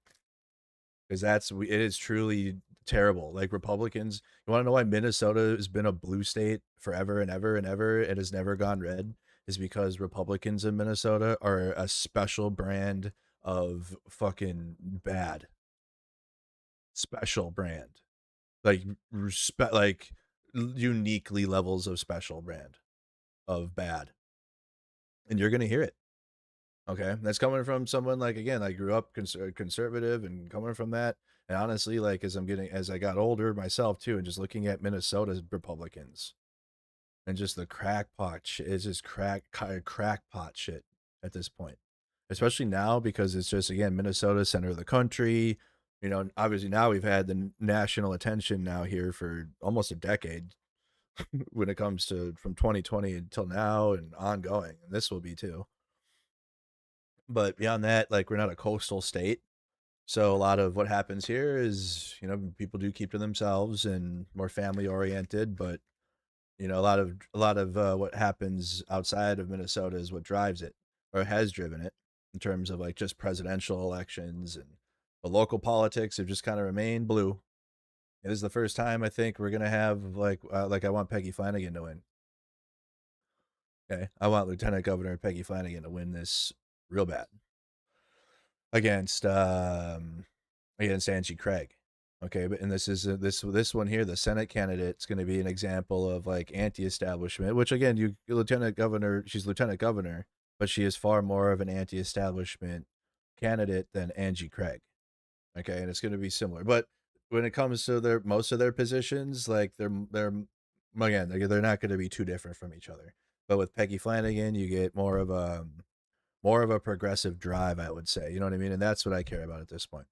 Okay, it's like Angie Craig, again, not too different, but more establishment than Peggy Flanagan here. But I think they're gonna have Royce White too, and the crackpot and Michelle Tafoya, who was like, it's truly, dude, crackpots, failed basketball player, like the male equivalent to like a Riley Gaines, but less popular. And you got a failed TV host. And then what else in the Republicans? You get a TV evangelist pillow salesman. You know, that's the Republican Party in Minnesota. So let's okay, let's do order of precedence, which they're both important. But we'll start with the governor and go from there, because this is gonna be a big deal. We got primaries are next week, guys. Wait, Royce White is disowned by the GOP. Why is he there? Because he's really not. They don't like what disowning. He's gonna have a booth at the state fair again too. Actually, no, this one's shorter. Let's start with the Senate first. They're both whatever. Nah, I'm kidding. Sorry. We'll start with the governor. Hear from Amy Klobuchar first. Here we go. Minnesota is struggling with healthcare. And starting with you, Amy, what can the state do to ensure that we recruit doctors and professionals to healthcare in Minnesota? This is huge. This is why I actually put on my plan for 10,000 more apprenticeships in our state. I use one example. U of M in Rochester has a 3-year degree right now instead of 4 to get your 4-year degree. And then they partner with the area hospitals and Mayo to be able to have the kids do their training there at the same time. That's one idea, and we need to spread it across statewide so we get more. We build our healthcare workforce, not just doctors, nurses, med techs, you name it, because we're sorely in trouble in rural Minnesota right now. The second thing, immigration reform. A lot of my opponents up here may not want to talk about it, but we need immigration reform for greater Minnesota, and that of course includes H-2A visas. Third thing, when you look at what's happening, these Trump cuts when it comes to Medicaid, what happened with the Affordable Care Act tax credits, so many of our farmers and ranchers and people in rural Minnesota are on the individual marketplace. I will, if they do not extend that tax credit on those individual marketplace plans to help you bring down your tax insurance, your insurance premiums, I will do it on the state level as your governor. Lisa. Healthcare costs in Minnesota have exploded, and you're going to hear a theme on almost all of the questions that are posed. What's driving up the cost? And it is unfunded mandates, or it is business mandates. Again, paid family leave, the other pressures that put on all of our businesses, including healthcare. Those are Democrat-created issues. Paid family leave is putting stress on the corporations is crazy. He's Republican. Yep, sounds like it. Here at the state level that need to be changed. That's crazy. When you think of what has driven up our healthcare costs in a way that made it unaffordable, that was Obamacare. Passed at a federal level, and it has made our health insurance, our health coverage, very unaffordable in the state. What I will tell you, though, this is what we have the absolute opportunity to do. I was proud to be at the ribbon cutting. Yeah, it's not the hospitals and the actual like healthcares, the corporations. It's because we're giving good policies for American people for being able to raise a family. Yep, that's what it is. Yep, too many benefits to the American people. We got to give it back to the corporations. I'm Lisa DeMuth. For the University of Minnesota Rural Medical School in St. Cloud, Minnesota, a partnership with Centricare to bring rural health care across the state. We know when Minnesotans can access that health care earlier on, it gives us better outcomes, not just medical, but also dental, something that I've supported the entire time in my legislature career. Does it? This is actually the biggest part of my budget that you can see tomorrow at lindellgov.com. We're bringing in a plan that was done to develop by actually a guy that I worked with for years in Michigan, and it was put in, it's direct primary care. This plan will be all, health care affects every one of us, and also our corporations. I ran ran the plan through my company that I just stepped down, My Pillow, yesterday. Everyone at My Pillow would save about 50% on their health care that they have right now. My corporation would save about 30%. It's billions and billions of dollars across our state. This is our biggest expense, and it affects everything. When you talk about government's expenditures, it's healthcare. Healthcare is a big expenditure. You're giving everyone the healthcare in our. No. Yeah, the expenditures are healthcare, not the militarized or like the attempt in Minneapolis to put fucking IDF drones in the sky. So you can see like the difference, and I want you to see it clearly. And if I have right-wing viewers too, you need to see it too. Establishment, corporations, for like we don't need money for health. We do need money for healthcare. That's where the more money should go into healthcare, schooling, or healthcare, education, infrastructure, affordability, like at the end, and then holding corporations accountable for being not charging every arm and a leg for everything. Our government. So this direct primary care is amazing, especially for rural Minnesota and especially for the inner city, both of them, because people are going to get direct care from their physicians that they didn't have before because of the deductibles that they didn't want to go take. By the way, Governor Walz just approved this, that we could use this as deductibles, this primary care thing that I developed. He approved it 3 months ago. Kendall. We are in this situation in healthcare because of what politicians have done and what politicians haven't done. We've been around long enough to always hear what we're going to do, but here's the reality. We were forced into Obamacare that was passed by one vote when Norman Coleman lost his seat and Al Franken got the Senate seat, and he cast the deciding vote for Obamacare. When President Trump won in 2016, the key was we're going to repeal and replace. We had the trifecta at the federal government to do that, and he got betrayed by our own party. Right now, we have the SAVE Act. We have a trifecta. We're struggling to get that through. My friends, this is why the delegates in the Republican Party wanted an outside candidate to get things done. My running mate and I have never been in public office. It's going to be record-setting when we pass this. In his role as a serial entrepreneur, he's been dealing with these healthcare costs for a long time. So have I. It is going to be a waiver that we're going to have, and we're going to get back to our men's-share program that we used to have that was working. Thank you. Lisa, next question's for you. We're going to stay on workforce. We're going to bring back MNsure. Metro surge impacted our state greatly at the beginning of the. Why didn't you just say that instead of getting into Trump this year? What the fuck? If you're governor and there's another immigration surge of officers, how do you lead? As your next governor, the way that I look at the federal immigration laws is, first of all, I believe at a federal level, they desperately need changes. There needs to be updating to our federal immigration laws. But as your governor, I commit that I will support our federal immigration laws regardless of who is in charge. That is what I will be doing, is supporting the federal immigration laws and expecting those in Washington to finally do their jobs and make the meaningful changes that will make people safer, that will allow legal immigration. You know, it could be something as far as, instead of seasonal workers, expanding that, looking at things, but protecting our borders is what was desperately needed after the failed Biden administration. We need to make sure that our borders of the United States and our borders. We live in Minnesota.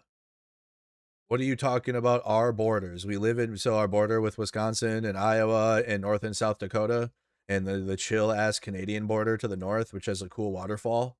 Or like Lake of the Woods, which is also cool, and like millions of Minnesotans go up there.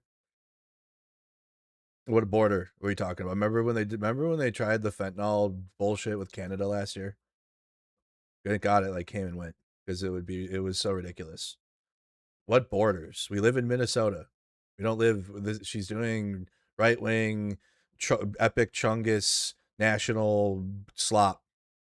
Which is what I told you, which is why Blue Team does well here, because when you do national politics for Minnesota, it's like we don't live in the southern border states. Like we don't have to worry about that.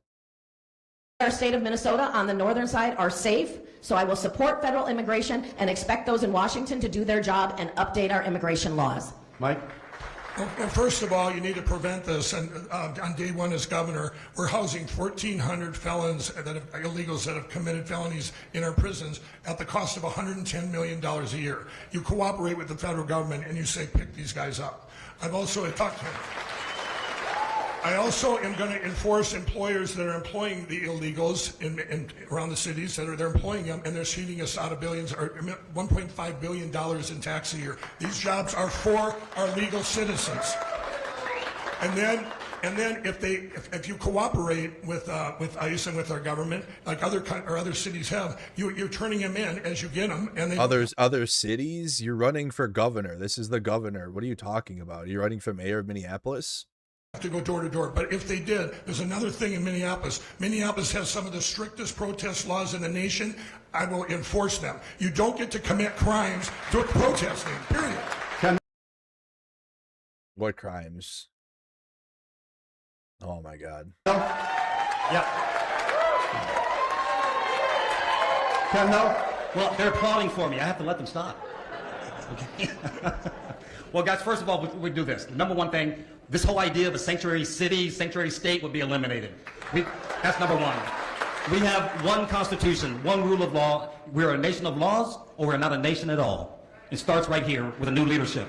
Second is... Yeah, with the current president in office, that's not a thing. We wouldn't have to deal with a metro surge because at the state level, we manage our own business. We manage our own affairs. And we make sure that those issues will not even rise to the surface of becoming a national embarrassment anymore. So I'm not concerned national about that. embarrassment. But here's what I can tell you what's happening in our state with illegal immigrants right now.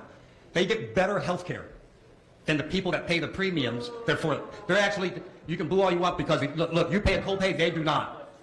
You are so full of shit.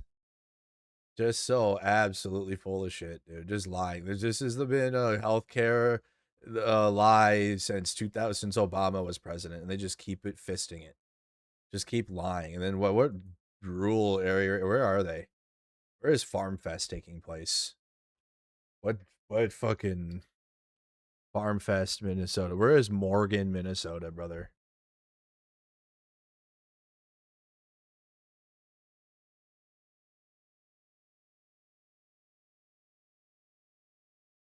Oh, okay. Why the fuck are y'all booing?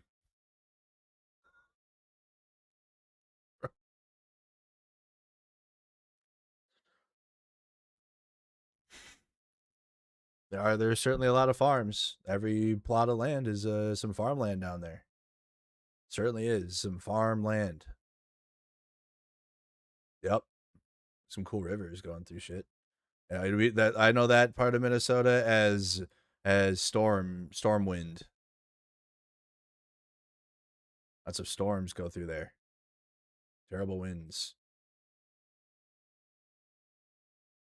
I don't know, man. So people epic clapping over just shit that is not even. And it's true.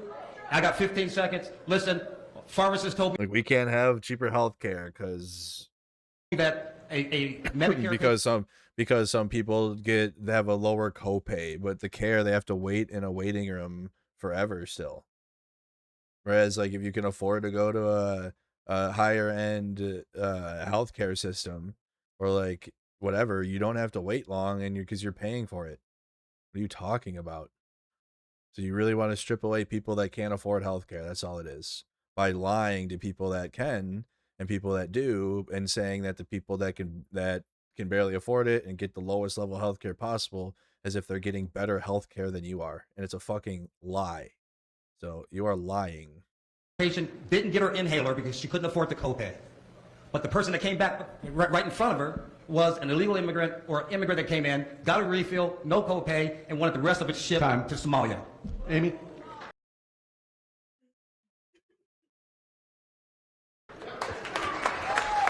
Lying racists. Amy? I've long believed and supported funding for Order at the Border, and I have worked well with law enforcement in Minnesota for years. But what Quiet. Wow, I ran the largest prosecutor's office in the state and was endorsed by police many, many times. Yeah, trust me. That's why the people that are that she's right. But she's right. That's why people that are MAGA are just so fucking stupid. They're stupid. Okay, dumb. Because she is an establishment, supports the police, military. That's why people that are further left do want her to win. Like people that would like more like support Abdul al-Sayed, right? Do not want Amy to win because she's also endorsed by AIPAC in Israel. She's a corporate Democrat.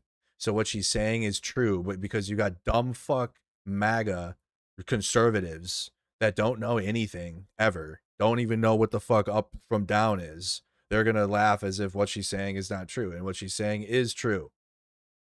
That's the problem. Okay, is because she's too corporate and too like pro-police and too pro-Israel. But what she's saying is facts, but she's getting laughed at because she's got a cooked ass right-wing audience thinking Amy Klobuchar is like some left-wing communist type, like no police, abolish the police type of politician. You're a moron. You're an actual fucking idiot if you believe that Amy Klobuchar is some type of like free reign, no rules in person. You're an idiot. So don't. Literally. Number two, none of my opponents on this stage condemned what ICE did. Not a word, not a word. 2 innocent people were killed, shot in the back. We had many people arrested when they weren't supposed to be arrested, and we all know that, and we need reform to ICE. We must have reform, and if anyone wants... No, we need to abolish. We need to abolish ICE. See, that's the problem.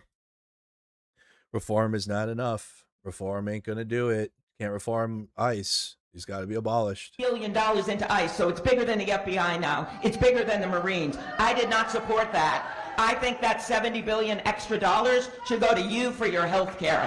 That money should go to you for your housing, and it should go to you for your child care. And it should. So it should, but reform is not enough here with what ICE has been doing. That's not going to end it. That ain't gonna end their terror and destruction of the Fourth Amendment, the Second Amendment, First Amendment. You know, the list keeps going. Okay, we've already burned through a bunch. So, and she was a little bothered there. Yeah, they got to her. It was a little emotional, Amy. You can take it, right? You've been an establishment politician forever, getting laughed at by like dumb fuck loser MAGA that don't even know what the hell they're even laughing about. You should not rattle you, okay? But she got a little rattled there. That sucks. I really wish we did have I mean, again, she'd be obviously better than a Republican, but it sucks that we don't have a true anti-establishment choice for governor here. And no, these MAGA fucking cucks are not anti-establishment. Hey, we had a half hour where everybody behaved very reasonably. I started out saying let's behave as adults. I would just remind you that again. If it gets out of hand, we'll shut this down and you won't get to hear any more comments. So please behave as adults. Telling MAGA that behave as adults. Come on. Respect and seriously. Listen to the candidates. Whoa, woke. Thank you. Whoa, woke. What are you, woke? The more you cheer, the lame. less we hear. Next question. We're not here to hear. We're here to cheer. Starts with you, Mike. We wanna shit on Democrats. Okay. Fraud has we were promised the opportunity to shit on Democrats, and that's what we're here for. Been a major issue in this state. What are your first 2 things that you do as governor to fix Minnesota's issue with fraud? Well, one of the things, fraud is the biggest blessing our state's ever had because it's opened our eyes to get rid of the current government we have. Fraud has been the biggest blessing this state has ever had. Start with Keith Ellison, start with our governor, start with Ilhan Omar, start with all this fraud, and get rid of it. That's the number one thing. My lieutenant governor, Philip over there, Phil Parrish, he was a Navy intelligence officer, and we're doing a deep dive. Call it Minnesota Doge, okay? Oh, please God, Minnesota Doge. We're going to dig into every single program. There's over 24 welfare programs and under 400 NGOs in the state. We're going to go in and look at each one to see if there was fraud there. They asked the other day when I was doing an interview, is Governor Walz doing enough? And I said, well, isn't he in on it? You know, so we're going to dig deep, and also we're going to look at those programs, and we're going to look at them and make them just like you were looking at. Are we getting a good return on our investment? That means helping people that need the help. So fraud is our number one. Kendall? Yep. This fraud issue is a leadership problem issue. In the private sector, we call it embezzlement. We know what's happening every quarter because of our financials, where the money's coming in, where it's going out. We know if there's a discrepancy, an unusual discrepancy, the first quarter, the second quarter. By the third quarter, there's an investigation, someone's fired, and they're either locked away in prison or they're doing some other type of correctional time. That happens on less than a year, not 8 to 10 years. We don't need a 23-year-old YouTuber to tell us there's something wrong going on. So what would I do differently? Nick Shirley. Number one, you hold people responsible that should have been responsible. This is a dereliction of duty in the Army. And they were. You're a fucking moron. Everyone, they were all held responsible.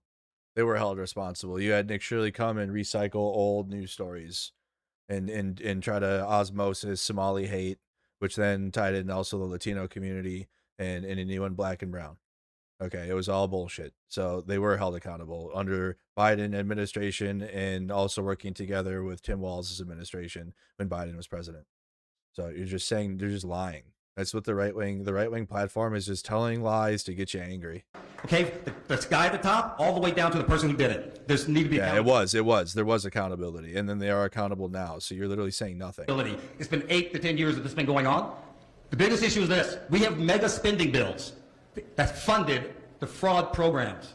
No more mega spending bills. One single bill item. No more mega spending bills, but yeah, the big beautiful bill and the SAVE Act that you literally just said prior. That's fine. What a loser. Holy shit. Time, vote up and down on those so we can have clear accountability, because we have Republicans that have co-signed on these bills, the fraud, started these fraud programs. Loser. Senator Klobuchar. The people of Minnesota were ripped off. This was wrong, and it should have been caught earlier. When I found out, I put more resources into the U.S. Attorney's Office, and I was the one that recommended Andy Lugar, who is a prosecutor who exposed the fraud and was the one that brought 70 of these cases. Literally. My plan as governor will be to do this. One, the minute I get in there, I will launch a top-to-bottom audit of state government. I will root out the fraud.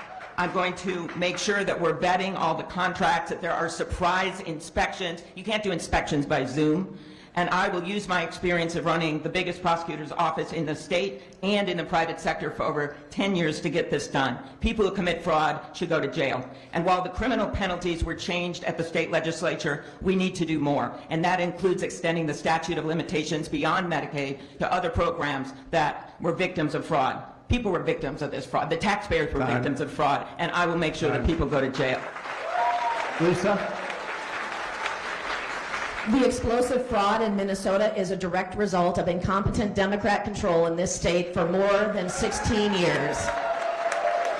When I came into the legislature in 2019, fraud was something that didn't want to be talked about. I carried a bill that would have said you had to have internal controls on child care centers that had CCAP dollars flowing to them. I was told eventually that was racist. That is not racist, that is fraud. Let's make sure kids are actually there before people get the money. As Speaker of the House, I established the Fraud Prevention and Agency Oversight Committee because no longer did I want Democrats in the state of Minnesota to be able to say that there was no fraud. From there, we added whistleblower protections, the Office of Inspector General, and let me tell you one thing. $10 billion of fraud in the state of Minnesota, $250 million defeating our future, yet the state general fund account for agriculture here in the state of Minnesota is only $165 million. We are out of balance. We need a different direction at the top of our state. Time. Next question starts with Kendall. As you look at property taxes. The problem for farmers is the corporations buying farms and foreign countries buying farms. It's all over. Literally Chinese-owned farms in Iowa, southern Minnesota, actually, and they're factory farms. It's going to get worse. As you look at counties, how do you modernize state government? What can be done to modernize the administration and state government? Well, that's exactly what outsiders do well. When we take a look at our state government, we're operating like we have been in the 1960s and 70s. When I talk to the folks that are on my agricultural advisory board, Dana Allen Tully leads that group, and I hear what PCA and the DNR and the Department of Ag, all of those, it's such a bureaucracy. They're duplicative in a lot of cases. So one of the things that we would do, we would start consolidating. We don't need a separate PCA and DNR. I'll consolidate those two. There'll be a lot of consolidation, number one. But number two, coming from a customer-oriented background, sales and marketing at local, national levels, do we look at moving some of these departments out of St. Paul into places like Wilmer, moving the DNR to Bemidji? Because when you're closer to your customer, you get better service, and they understand we're here to serve you. We're not here to serve the state. That's how you do it. Amy? Sure. What? The first thing we need to do is to modernize our technology. We literally have 40-year-old computer systems with flashing cursors. Think like Oregon Trail days. A down payment was made at the legislature this last year, but it was just a down payment. And we need to get our technology up to speed so it is as sophisticated as the fraudsters that were trying to rip us off and were ripping us off. We need to update our technology so we serve you better. Because when you apply for a permit, when I'm governor, you're going to get an answer with a deadline. You're going to know when that deadline is, and you're going to be able to track what happens. To do that, when everyone else is using phones to do most of their business, and you have to go wait in line and take time off from your farm to go stand in line and figure something out, we need to update that technology in the way we do business. And if it doesn't get done by the deadline, you get your money back, like Domino's. Lisa? The modernization of our county social services program has been well out of date for over 30 years. Green screens, spinning dials, yet that is what is required by the state for the county workers to do their work. In 2023, we had an $18 billion surplus here in the state of Minnesota, and we could have fully upgraded every county system as part of that. That was not done. Democrat control. All of our taxes and fees in 2023 on top of that were also raised another $10 billion. Still, why don't you say where the money went to? And it went to childcare, and it went to schooling, and it went to tax credits for families. Like money, it's not good. So instead of it going to the government systems, which sounds like that they need to be updated, but the focus was on families, and the focus was on the working class, and not government systems. no modernization. When we took the tie in the House, that was something that we insisted. It was led by Representative Paul Torkelson from Brown County. We were able to get that over the finish line and invest in the system's modernization with the caveat, if there would be future surpluses, a portion of that will continue to go into IT modernizations here in the state. That is how we start updating our systems in the state of Minnesota. Mike? Yeah, this is exactly what I would do, is what I had to do with My Pillow over the last 5 years. We run it off deviations and blocks. It's communication with every department. It's directly. I micromanage and macromanage. And if I get a call, 300 people in my company have my direct number. If there's a deviation over here in Sector 3, I need to know right away. I'm making decisions based on that. Or if something's blocked. So when getting in there, all these commissioners gone, they're all going to be held accountable in real time. My Pillows. And you guys, when you guys are, and each sector, there's a little different problem. The farmers have a problem right now with the FSA. They are going there, and you don't get the communication because a lot of them are gone because of what the federal government's done. You don't have them there right now. Well, I know a guy. I have an advantage over everyone up here. Sector 3. Work with the President of the United States. Call up Sector 3. For all of you. So we have this communication. And I don't know. I'm very good friends with other governors that have set up other programs, so I'll be reaching out to them like a businessman. What has worked and what hasn't worked? We need to revamp everything, but it'll be done in like a businessman, yeah. Start with you, Amy, on this next question. Minnesota now has more seniors than it does K-12 students. Aging and the stress on the state budget will continue to grow as revenue stabilizes in state government. How do you ensure that Minnesota can make sure that parents and grandparents can be close to home in rural Minnesota? Got to afford things. First thing, just since we're at Farm Fest, is making sure we support the next generation of farmers. The average farmer's age is now near 60, and so that young farmers' tax credit is going to be really important to allow some benefits for passing the farm on to young farmers. I also think FarmLink has been helpful. We got to continue that, and then making sure that we have mentors for young farmers as they go in. Overall, in rural Minnesota, it's going to be the things that I talked about and put out in my plans. Making sure that we have got housing. It's a huge problem, and I truly believe we can do this with 100,000 new units. Making sure that we bring down the cost of health care. It's one of the reasons, by the way, I picked Ben Shire, whom I'm introducing before my husband, as my lieutenant governor, who is a great guy, and he was the mayor of Fergus Falls, and he's developed that waterfront in Fergus Falls and had a lot of success and started 2 small businesses with his wife, Tricia, and their 5 kids. I'm going to live what I'm saying, and that means making sure small towns can develop, that we keep our rural hospitals strong, and that's not going to happen when my opponents, all 3 of them, have embraced Donald Trump's big, beautiful bill. That Literally. There you go. Finally, yeah, go at them. Don't go along with what they're saying. How do you Shit. ensure that aging services are available throughout the state? Our seniors in Minnesota are the backbone. They have been the ones that have brought us to where we are at in the state. When I think specifically about whether it is in agriculture, wanting to pass on the farm to the next generation, or if it's in manufacturing, wanted to pass that on to the next generation and beyond. We have to, first of all, end the fraud. That keeps costs down. Stop with the mandates, because that will keep costs down and make things affordable. Ending things such as the death tax, like we have it so high here in Minnesota, the things that we're threatened with, the unrealized capital gains, and the mentality that Minnesota needs more from our people. The government in Minnesota needs to be reduced, and I am willing to do that, and right-size that government. In addition, we have to have assisted living and nursing homes available in our communities so people can stay in their areas surrounded by families and pass on what is important from generation to generation, and that is supporting it from the state all the way through. Mike? This is the direct thing that is in my plan that you'll see tomorrow, my budget at lindellgov.com. You guys, this direct primary care, it keeps your practice in your communities. We're bringing down the cost of farming. When you see the plan, the cost of farming, we're going to be going after the bottom line, going after the monopolies, the seed companies, going after the Monsantos of the world, the fertilizers. I'm going head on with them to bring the farming costs down, and I'm not afraid of these giants.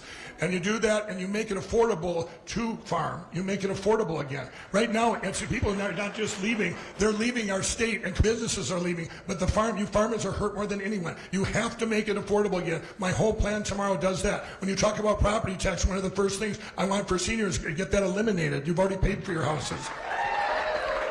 So if you guys check out that, Kendall. Yeah, what? So this goes back to the fundamentals again. Radical change. It's not tweaks that we need. We have an issue here where the next generation of farmers, they're thinking, do I even want to get into this?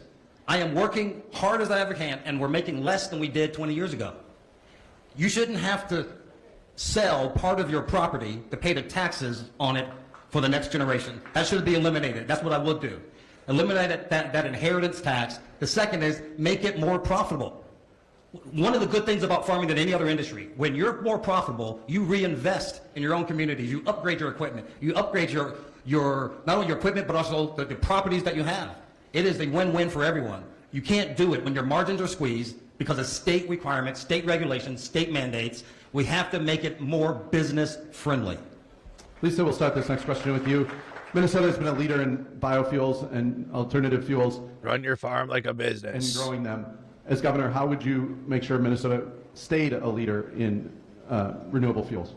I had the honor just 2 weeks ago to be at the SAF in Inver Grove Heights, that launching of the SAF program with diesel fuel and with airline fuel, and looking at how we can. Yeah, and the problem is the corporations and the supply chains and the rising costs of everything, because we continue to fund foreign wars and just endless amounts of corporate greed. So it all plays into why it goes to farmers too, and why they need their profits are shrinking and shrinking. We have food problems, especially when more corporations are putting more money into fake food, right? And then also local family farms are getting sold out or bought out by factory farms. So corporations are buying up all the farmland anyways. That's why they're seeing less and less. And that's the truth. Not like this other shit. It's just a constant attack. It's like they'll attack the leadership of their political opponent, obviously, but not at the system as to why the problems are actually happening. Bring certainty into the areas of agriculture. That also includes new markets. We have to make sure that there are new markets here in Minnesota and in the U.S. and expand that. One of the other things, though, that we can do is that getting more people into agriculture, of course, and making those benefits for the new farmers coming in, those that want to pass it on, and not pass on the restrictions that we've seen so many times, but also make sure that we can pass on the good things about the life in agriculture and make it profitable again in ways that we're not overtaxing it. When I think of our education and what we're doing in our schools to really develop the education, I think 4-H, FFA, all those programs that bring us forward, that is what is going to help us develop those new markets and more progress and more opportunity for those in our ag communities. Mike?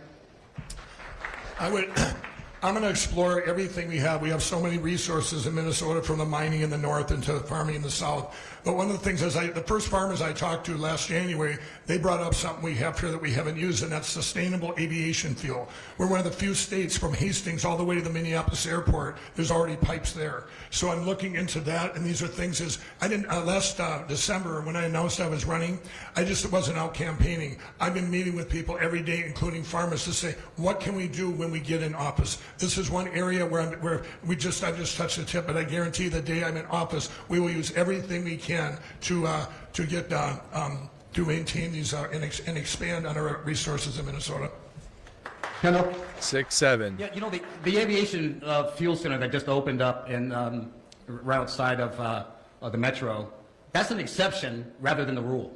Because what we've had is other processing fuel facilities out of Minnesota because of the high permitting cost and time, the cost of it, the tax, everything else that all of us know that makes Minnesota an anti-business state. It is less to do with specifically around the fuel than it is the macro issues of business. The margin, when you look at the financials of the differences between Minnesota and Iowa, the numbers tell the story. It's a given. People would ask, well, why would you put it in Minnesota versus in other states? Because that's what they're deciding on a daily basis. Again, there's a reason why the majority of Republican voters want an outsider. We've been promised things for over 20 years that would get things done, and we need an outsider this time because this is our last chance at the state of Minnesota. Amy?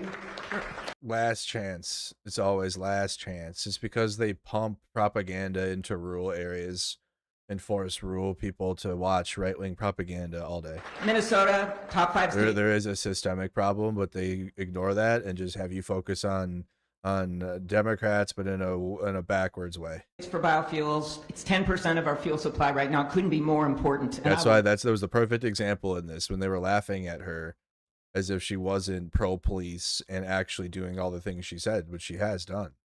That's how you know MAGA is in a whole other fucking world than most of us that we're living in. Because all this, and for me, the governor's race is all establishment, and like Minnesota is probably gonna have a fucking showdown. Because if like both the options are establishment, you either got MAGA or establishment Democrat, people will go with Amy Klobuchar, obviously. But then the concerns we have are like not gonna really change, right? Minnesota could become because if Tim Walz did nothing when Trump sent the federal government here, if the America First fascists win and they win the presidential election, because I think MAGA's done, but America First shit and the next round of right-wing fascism comes through, they'll just send the feds here, and Amy Klobuchar will honestly probably do more in terms of sending the police out to help the feds. Like she'll do what Mikey Sherrill did in New Jersey. And she'd have the horses out there. Because she's right. That's why when MAGA's laughing, they have no fucking idea. They don't know. They're told what they're told from their right-wing media sources, and they live in a fucked off reality because it's comfortable there.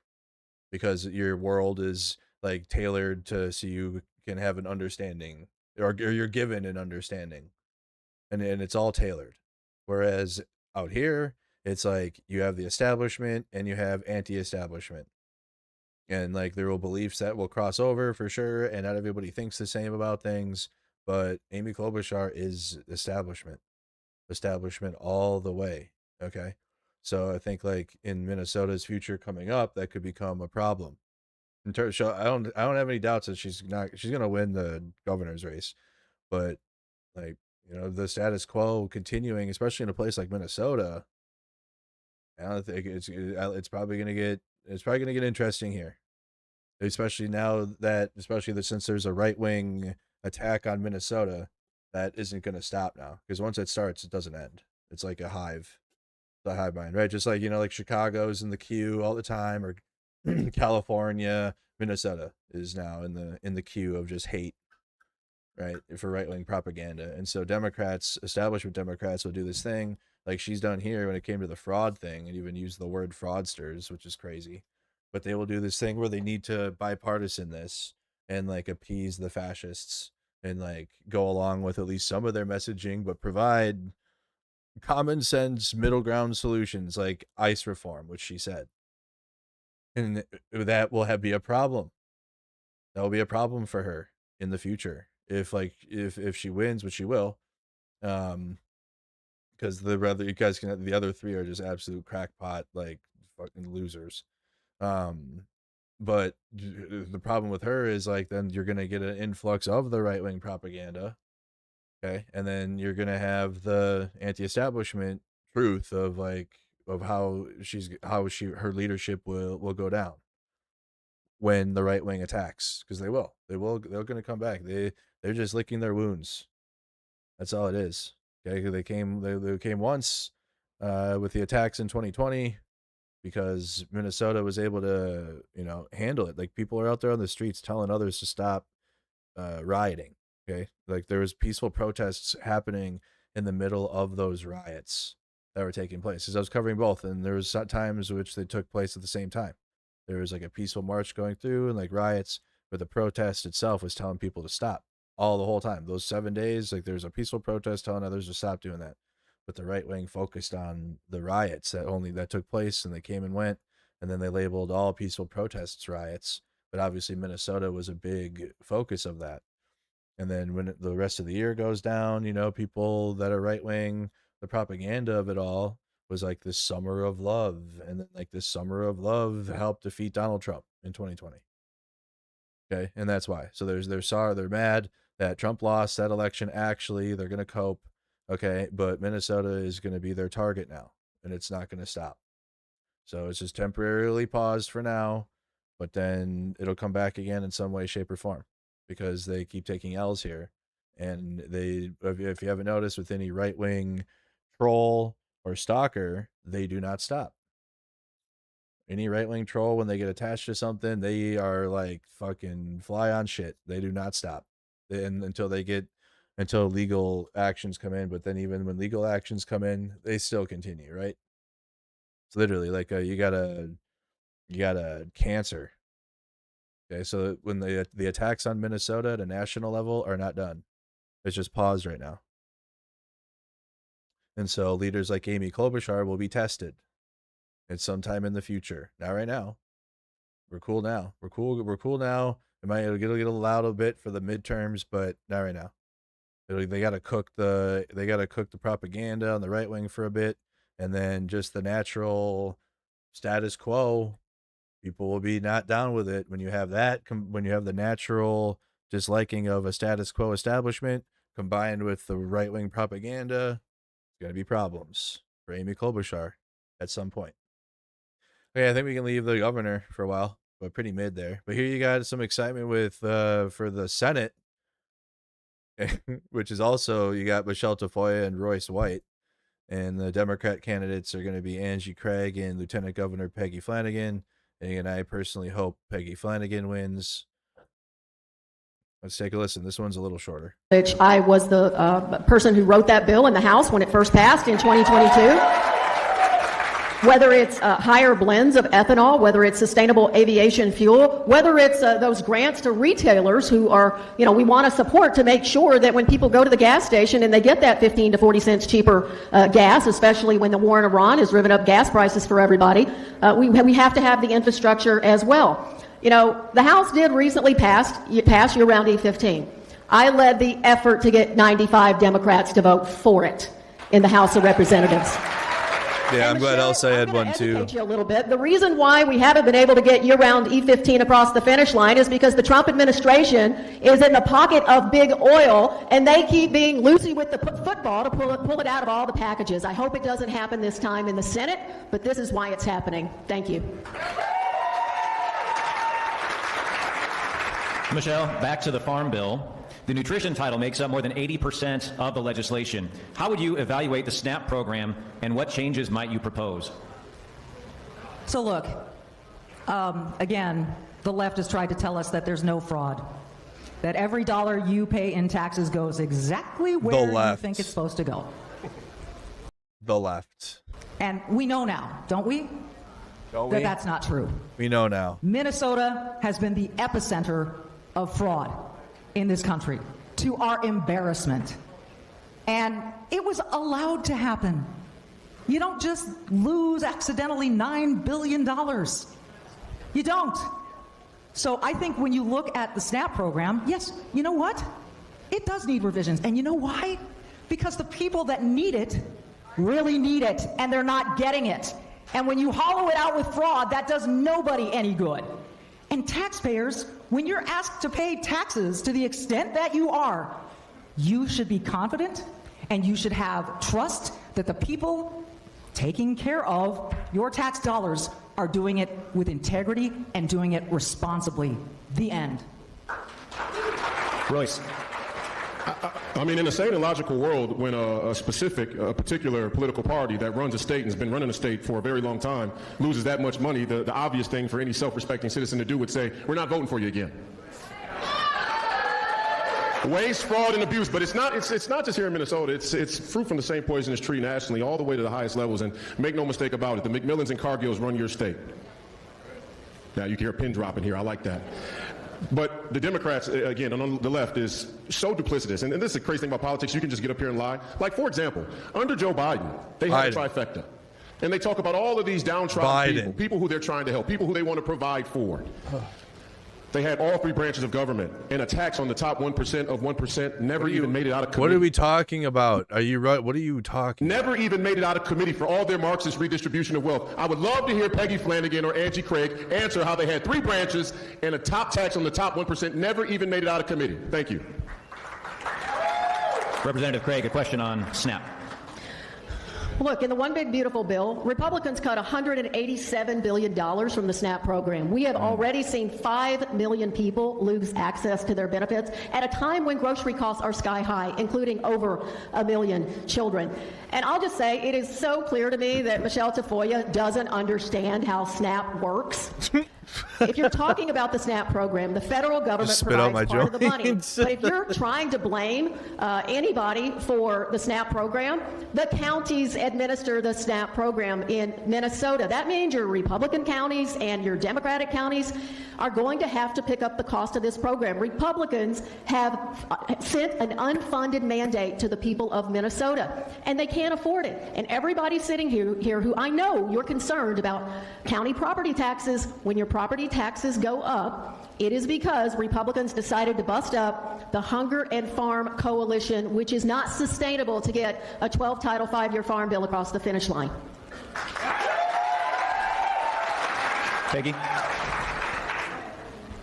So I was a kid who utilized SNAP back in the day. I am here because of it. It kept food on the table. And what I know is that there were farmers who were fighting for a 7-year-old kid that they had never met. I am grateful for that advocacy, and that work has to continue by making sure that we are building and rebuilding, frankly, this coalition that got it done. 45% of folks who utilize SNAP live in greater Minnesota. I think that's important to know. What I also would say is there's a lot of children and elders who utilize SNAP too. But when we talk about what's happening in Washington, D.C., what's also included is that essentially they're allowing for a higher error rate and it's being rewarded. I think that is frankly backwards. And we talk about these cuts to SNAP, really what they are, as Congresswoman Craig mentioned, it's cost shifts, right? This is going to folks at the county level. Those of you who sit on your county boards, who sit on your township boards, you are having to pay for that in exchange for tax cuts for the ultra wealthy in this country. That's a bad deal, friends. Royce White. Hey, big credit to everybody that's tuned into this type of stuff. This is the type of stuff we need to be paying attention to more, like local politics. And even if you're not from Minnesota, at least now you kind of, like, I had people asking me yesterday, like, they didn't even understand the process. Like, they just know we vote for president, obviously. But, like, we have elections for every echelon of government in our whole country, like, from the bottom up, like, literally, from the school board in your local school to city council in your local city, all the way up, there's elections, okay? So this type of stuff is important to pay attention to, especially since next week this will be a national story when people are focusing on the primary. But this is like the pre-primary, because they're all sitting together here and they're debating. They're getting talking points, and it's at a farm fest. But I mean, you can see the difference in how they respond before it becomes a national story next week before the primary. Hey, we start with you for this question. Health insurance costs are a burden for many farm families. What can be done to address that? Is it me? Yes. It's the first time I went first. I like it. That's an easy one. The hospitals, the insurers, and the pharmaceutical industry are all a cartel. The antitrust law, I know, I get it, commie-crats. You want universal health care. It ain't happening under me, all right? The antitrust laws need to be used effectively to bust up, number one, the insurers. But the nexus of hospitals, insurers, and pharmaceutical industries have been gouging the American people for a long time. And, oh, by the way, let's call it the economic hegemon of the entire industry, the entire medical industrial complex is none other than the Democrats' #1 voters. I'm sorry, donors, or both, sorry. Right? Right. The BlackRocks, the Eli Lillys, you name them. They're all on their PAC payrolls. They're all in their FEC filings. That's why a top tax on the 1% of 1% never made it out of committee, because their donors run the party, obviously. You're running in the Republican Party and expecting a tax on the 1%?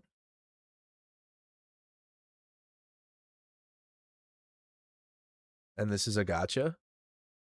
You're running on taxing the rich, and this is why Michelle Tafoya is like, I don't know, I don't want to tax the 1%. What does he even know his own positions?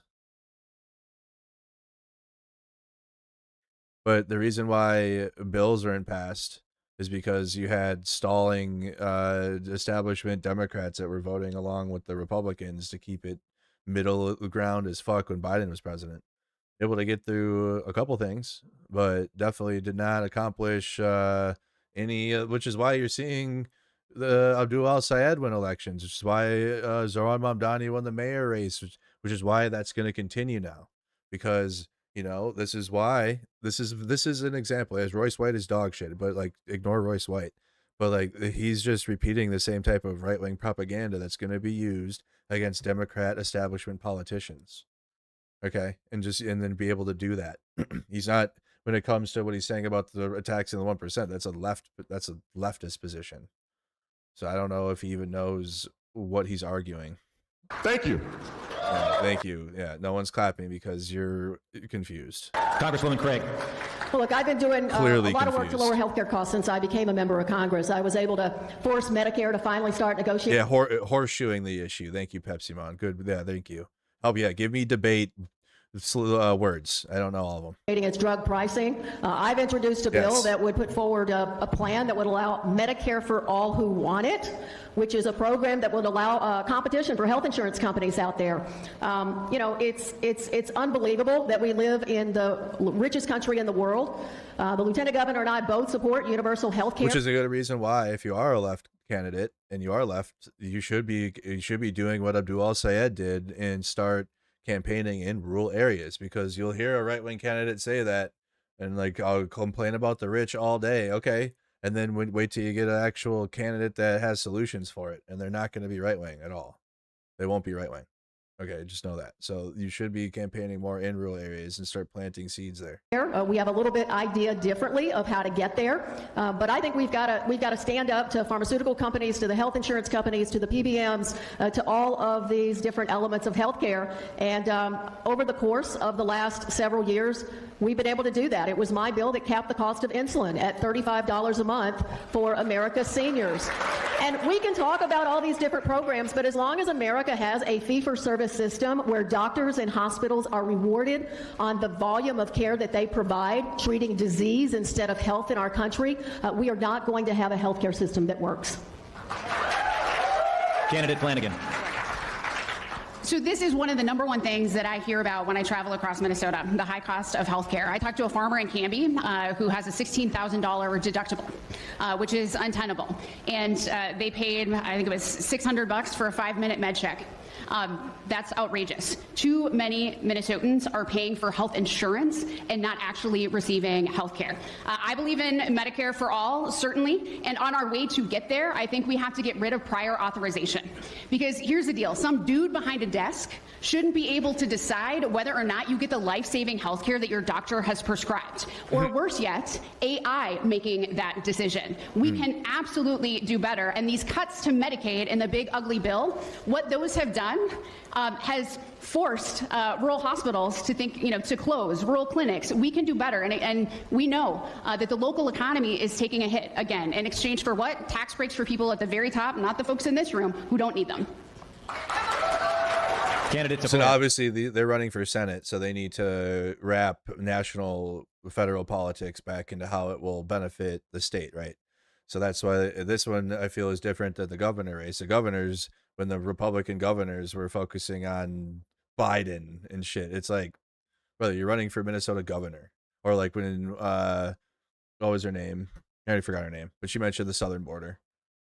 It doesn't matter. Or like whatever. Or was it Lindell for the governor race? But like they actually will try to tell, like, that's why Royce will do it all day, and like he doesn't do anything else, which is connect the national politics slop of the day to it. But so far, obviously, Angie Craig and Peggy Flanagan are both the Democratic candidates, and they actually are mentioning solutions. Again, the reason why I like Peggy Flanagan is because she is more progressive minded, okay, at least more forward thinking, I think, than Angie Craig. But as you can hear, even like they're kind of in this forum, they're kind of playing off each other a little bit. They're not really going at each other. Like, they clearly know Michelle Tafoya and Royce White are the actual enemy, okay? But like, even, I don't know, I haven't really heard much of a difference in their positions yet, other than, again, well, like I said before we saw this, is that they're mostly the same, but Peggy Flanagan being the more progressive choice. Yeah. People behind desks have long been determining what you get in terms of health care. Remember the Affordable Care Act? Remember that? Yeah, it was great. Obamacare was supposed to make health care accessible to everyone, affordable. Affordable is in the title. It's made it anything but. What does that mean? Anything but? What do you mean? You want to make it cheaper? Let's do it. I don't understand that. Is it because they're going to argue that it's cost healthcare companies money because then now because there's an option for people to get affordable healthcare, so they have to jack their prices up because I'm a corporate healthcare company and I need money and I just lost money. That's what it is. That's what it is. I've been talking to a lot of people out here, producers and farmers, who talk about the insane amount of regulation that you have to go through. The stacks and stacks of paper and regulation that you have to sort through that makes doing business more expensive, more cumbersome, less certain. You don't know when you're going to be able to get a certain permit. It's the same way in your doctor's office. Have you noticed? You go in and half of the time, at least half, they're punching stuff into a keyboard because it's all got to be administrative. We need to get...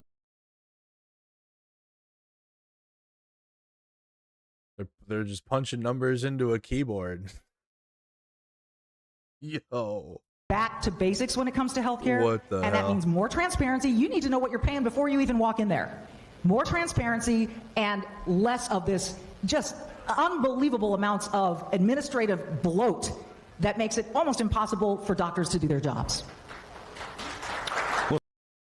What? Start back on this end of the table. How can Congress ensure the U.S. remains a top exporter of U.S. ag products in the midst of aging infrastructure, both on roads and along waterways? Well, look, I was part of the single largest investment in infrastructure in 60 years with the Bipartisan Infrastructure Act a couple of sessions of Congress ago. And making sure that we are investing in our rural communities, whether it's our roads or our bridges or, frankly, our hospitals. I would say that, talking about the ACA, I tell you what hurt healthcare the most in the most recent past. It was not extending the ACA tax credits, and now 17 million Americans have lost access to healthcare in our country. We have to make sure that our rural communities have the infrastructure that they need to be successful, whether that is roads, highways, bridges, whether that's broadband. I've been happy to bring home millions of dollars in infrastructure investment in broadband.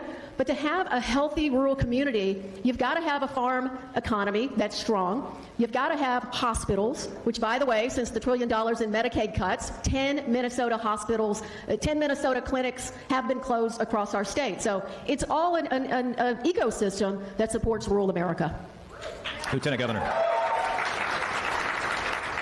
So we certainly think that we need to invest in infrastructure, roads, bridges, and so many of those costs, I think, can be shared by the federal government making these investments. But what I'd also say is that we are in a moment where it feels like a setup for folks. People want to be able to just afford their lives. And so when you have to drive further to see the doctor, or when you're trying to access, maternity care, and famously, right, babies come exactly on time with zero problems, right? this again becomes an obstacle for people to be able to put down roots in the communities where they want to live. So that's access to health care, to child care, to good schools, to jobs and opportunities. This is something that we all should value and should all be fighting to invest in. And that's the lens through which I see all of this work. We can't look at an individual. We have to look at the whole family, the whole community, and that should be our approach. Michelle Tafoya. I think it all begins in one place, and that is with all of you succeeding, no matter what kind of commodity you're producing, no matter what you're doing. Maybe you own a trucking company. We want to see you, I want to see you succeed. And it's going to take a partnership, a public-private partnership, to make that happen. And it starts, I'm saying it again and again. I know this gets redundant, but yes, we do need year-round E15. We need less regulation. You cannot be bogged down by so much. You know what? I talked to a farmer, and he has operations in 6 states.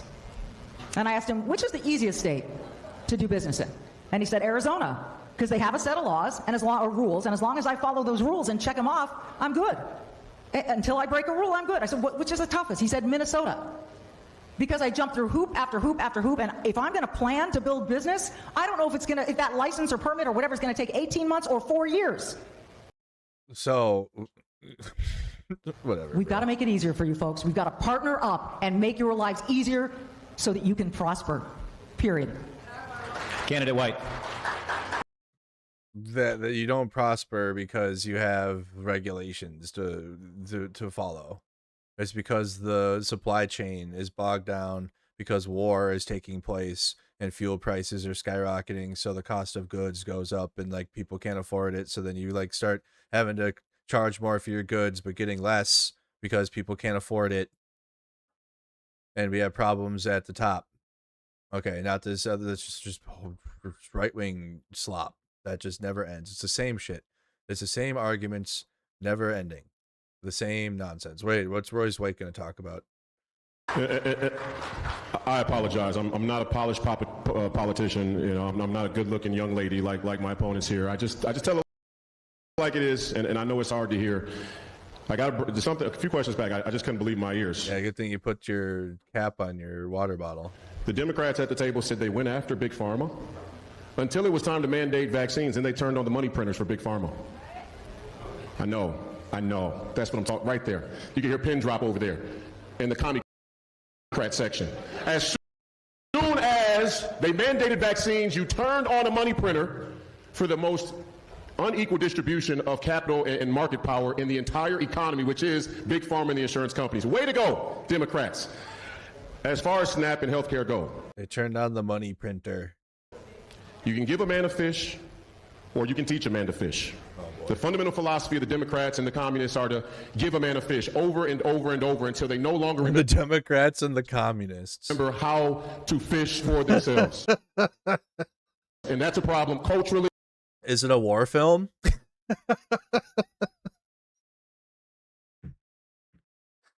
And it becomes a problem economically. Thank you.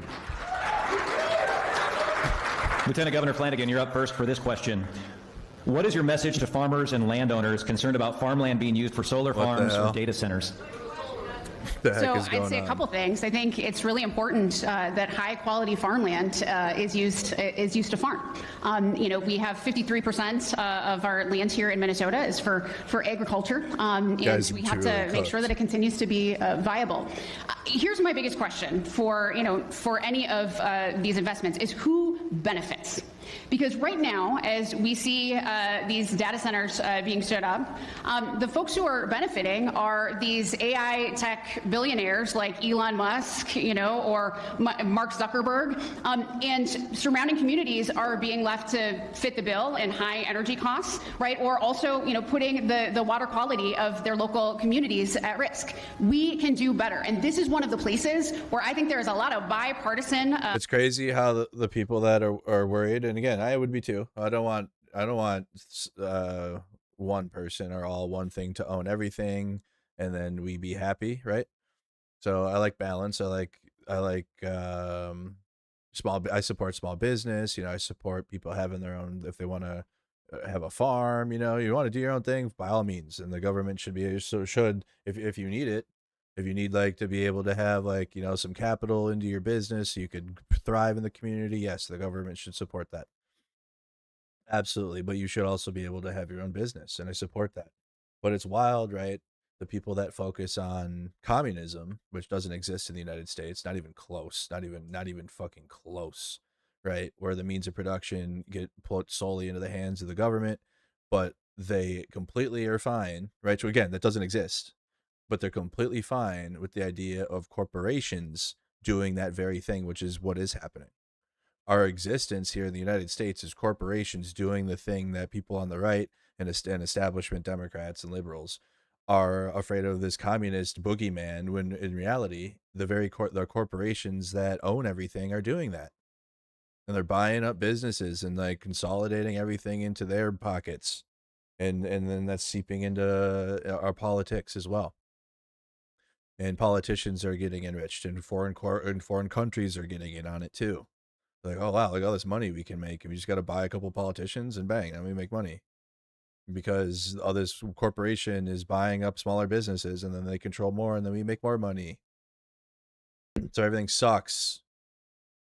That's why media like is few and far between good now, like here and there, because everything, like the good and everything, is being sucked out of it because of corporations and corporate control of everything. So when you have these right wingers, you have Michelle Tafoya talking about we need a marriage between the private and the public. Like, no, you don't. You need more money into the public, and if you want to be a private corporation, then I don't know, fucking, I don't even know, man. Supporting corporations is getting very difficult, especially the way they're operating. Although they have been, but I don't. It's what's the difference there? It's like that communist boogeyman fear is actually playing out with corporations, literally, actually, truthfully, and that's the problem. Okay, that's the actual fight. Agreement that data centers and these investments should be good for the people of Minnesota, and folks shouldn't be left foot in the bill for these people who are making money hand over fist. Candidate Tafoya. I think that with both of these things, yeah, and then not distributing anything back. I don't know what it would be called. I don't know. Like, is it just extreme capitalism? I did not go to school for economics, guys. So, it was just like, is it like end state capitalism, where because like the money doesn't go back into the communities at all. Like the trickle down economic theory does not work. We know that. We know that for a fact. We know that when you give tax breaks to the rich, or in which you allow the rich to just keep getting richer and richer and richer, that money actually just stays in their own pockets and into their own interests. It doesn't come back down into the people that at the bottom that are investing. You've got to bring it local. You've got to let landowners and the local communities have a voice in these decisions. I've talked to people who say land is very tough to access right now. And I'm driving around, whether it's Northfield or here or wherever I happen to be, and I see these massive solar farms. And I'm thinking to myself, okay, solar has yet to be proven to be completely dependable around the clock, which we should all...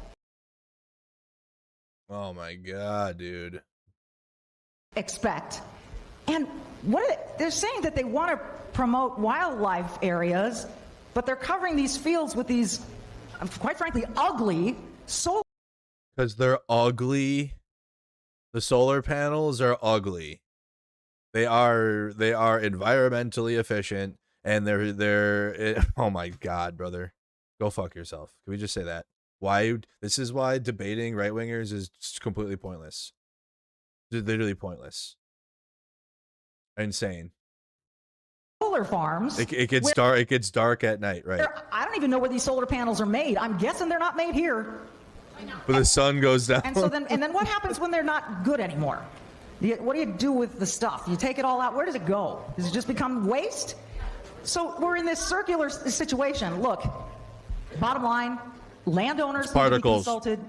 Communities need to be consulted when their land is going to be used by any of these big establishments. Royce White. Yeah, 9/11. Oh boy, get a load of.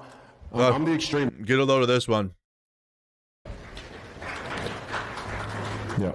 Yeah, no, I'm the extremist, so I'll just start by saying, as a symbolic gesture, just to throw a bone to the American farmers, we should strip the Chinese Communist Party of every piece of farmland they have in this country. The CCP, I know, I keep looking to this Democrat section to see if there's any bipartisan diplomacy to be had, and there's none. We're way past diplomacy. No, seriously, everybody's understand. We're way past diplomacy. These people will hand your country to your national mortal enemy, and they'll tell you to like it. They've done that. They've done it in business. They've done it in farming. They gave your financial capital, the world's financial capital, to a jihadist Marxist named Mamdani. They will give your country to your enemies because... You're running for Minnesota Senate. What is the mayor of New York City have to do with Minnesota Senate? Or state senator of Minnesota? What does that have to do with anything? They are suffering from suicidal empathy. The nexus between radical left Marxism, like my opponents at the end of the table, and radical Islam is the propensity to self-destruction and suicide. We have to make a choice. Are we going to let these people kill this country and us along with it? Thank you. Wow. Representative Boomer slop conservatives. Yes. Yes. The Democrats are just like Islamic terrorists and they're going to blow up the country. Yes. Greg. Tell us more. Well, look, there's no doubt that we have to have local communities involved from the start. And look, at the federal level, I've supported a number of reforms. I'll tell you about those. But like at the local level, transparency should be key. No one should start, no big tech company should be able to start a conversation about an AI data center without involving the local community. And at the federal level, I think the tech companies should have to foot every single dollar of the bill for their energy cost if they're going to build in a community, and that we should require that under federal law. I also believe that we should require every single big tech company to build those data centers water neutral. We cannot risk the water, the Great Lakes of the state of Minnesota. Look, no one should tell Minnesota farmers exactly what they should do with their land, but what I will tell you is that right now data centers are way over their skis and we got to put some restrictions on them. One more way over their skis. Before we move into closing comments. Oh, you need to destroy them. This has to do with higher retail prices at the grocery store that we're all feeling. Does Peggy Flanagan get to answer that? We'll start with candidate DeFoya.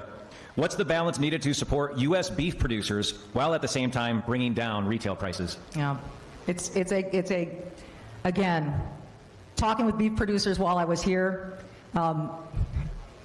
it's just a constant struggle of those stacking up of regulations. Yeah, I'm glad I'm out of the army too. Yeah, I'm glad I'm out of the military too. Getting bombed by Iranian drones in the Gulf states sounds like a great idea. That sounds great. A lot of people are okay. You say, okay, give me something finite. Yep. Give me something true and base pilled. Super glad I'm not still serving. Definitely. Finite I have to deal with. Like what how much are you going to tax me? But those regulations continue to stack up, and they sneak up on you, and suddenly you can't do what you want to do anymore. So I'll tell you one thing that won't work. Community, public-run grocery stores like Mamdani is opening in New York. Those are not going to work. Okay, that is not the way. I just feel so strongly about supporting the agricultural community and your right to produce in a way that is legal, in a way that is clean and safe, and you are the ultimate conservationist. You don't need to be told how to do that. And in a way that allows you to expand domestically and overseas and prosper. That's it. That's why I'm running. I want to be there for you. I want to partner with you. Candidate White. What does she even say? I'll say, I come from the cities, but Minnesota is only a stone's throw from rural Minnesota anyway. We have that luxury. I didn't come here to kiss the farming community's ass. I didn't. The reason is you're the backbone of this country, whether we like it or not. Your work, your role, your fundamental role in this country justifies itself. Yes, your work justifies itself, but the question is, do you believe that? And I'm just going to take a second to say something unrelated to beef prices, because we're running for United States Senate. Everybody talks about how politics don't work in this country. We want to see things change, but we vote in the incumbents 95% of the time. Incumbent, recruited by the incumbents. When you start voting in outsiders, you have a shot in hell of actually changing something. And until that becomes a fundamental part of our culture, you can expect the exact same set of BS answers that get you none of the results you are interested in. Candidate Craig. Look, it's a significant issue. People are having to He's trying to sell himself as the anti-establishment candidate. That's so cute. choose between buying groceries and paying the rent or the mortgage in our country. And so, look, I always have a great dialogue with my beef cattle producers. You know, your pricing has been terrific. It's been great. But in order to protect many of these markets, we have to make sure that USDA has a strong program for animal and plant health. And the truth is that this administration, in 1 year's time, cut 25% of the APHIS staff across America, including many, many, many in Minnesota.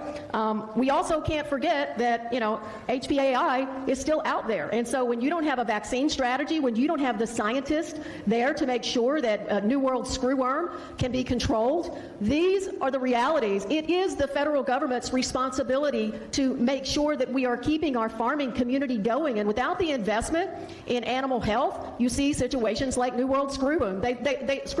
They actually cut a program to control it in Central America before the outbreak here in this country. That is the role of the federal government. Candidate Flanagan. Well, I know that families are struggling, and you know, I have watched in line at Cub a mom turn to her kiddo and ask her to put something back on the shelf because they didn't have enough money. This is real. And it is real for so many folks. And we want people to be able, you know, to buy beef. And I'll tell you, sending $40 billion to Argentina is not how we get there. This has been impossible for folks with, you know, tariffs and everything else that people are navigating. Not to mention what Congresswoman Craig just talked about, the APHIS program. You shouldn't have to worry about screwworm. And frankly, it was eradicated for a really long time. These cuts have consequences to people's health, but also to their bottom line. I think we can absolutely do better, and it is, again, time to support folks in, you know, restoring these markets, building new markets, but that also means funding infrastructure so people can actually do their damn jobs. For closing comments, we'll start at the far end of the table. Royce White, you have 2 minutes. Oh, boy. Can I do that? Can I do this? Who knows what the rules are? No rules anymore in America. Apropos to the problem, right? I'm running for United States Senate for obvious reasons. Your country is in shambles, and it starts with your United States Senate, who is supposed to be the most deliberative body in the world. They're the most deliberately corrupt body in the world. They don't value your citizenship. And if you don't value your citizenship, then I'm not your candidate. But if you do, I will go to this United States Senate and fight the deep state, which I'm sure nobody else will mention before the debate is over. I'm gonna fight the deep state. The deep state until they scream uncle. Now, until they scream uncle, right? I'd be remiss not to say, the sanctity of life is a building block of all of our foundations about morals and ethics. So when you pull out that Jenga piece, the sanctity of life, the value of a human life, everything else naturally falls apart. Abortion propaganda. Nice. What year is it? And we have in this country made every excuse possible to walk away from the values and the beliefs that made this country great in the first place, and that is our, if you want to say, Judeo-Christian ethic. Wow. So just by a show of standing in here, if you stand for the sanctity of life, please stand now. If you stand for the sanctity of life, stand now. There's only one candidate on this stage that stands for the sanctity of life, and there's your poll. There's your poll, yeah. Not many, yeah. So that was cringe. I'm going to let the attackers attack, and that's fine. That tells me that I'm probably doing a couple things that are over the target. I want to tell you something. I wasn't recruited to run for anything. I've been thinking about this for years, and please show some respect. That's nice. I've thought about this for years, and every candidate on this stage knows what it takes and how hard this is. Why would I choose to put myself, my family on the line this way? Everyone goes through this stuff, and you know why I made that choice? So I could represent Minnesota better. So so how the Republicans break down is she's the MAGA endorsed candidate actually, and Royce White is the MAGA not endorsed candidate. That's how it works. They're both MAGA, but Royce White's on the outside, so he gets to pretend to be anti-establishment, but he's MAGA, and she's the MAGA choice. Okay. Have not had great representations here in the state in St. Paul. Certainly they've let us down with the frauds. Certainly they have. And are we going to teach our kids?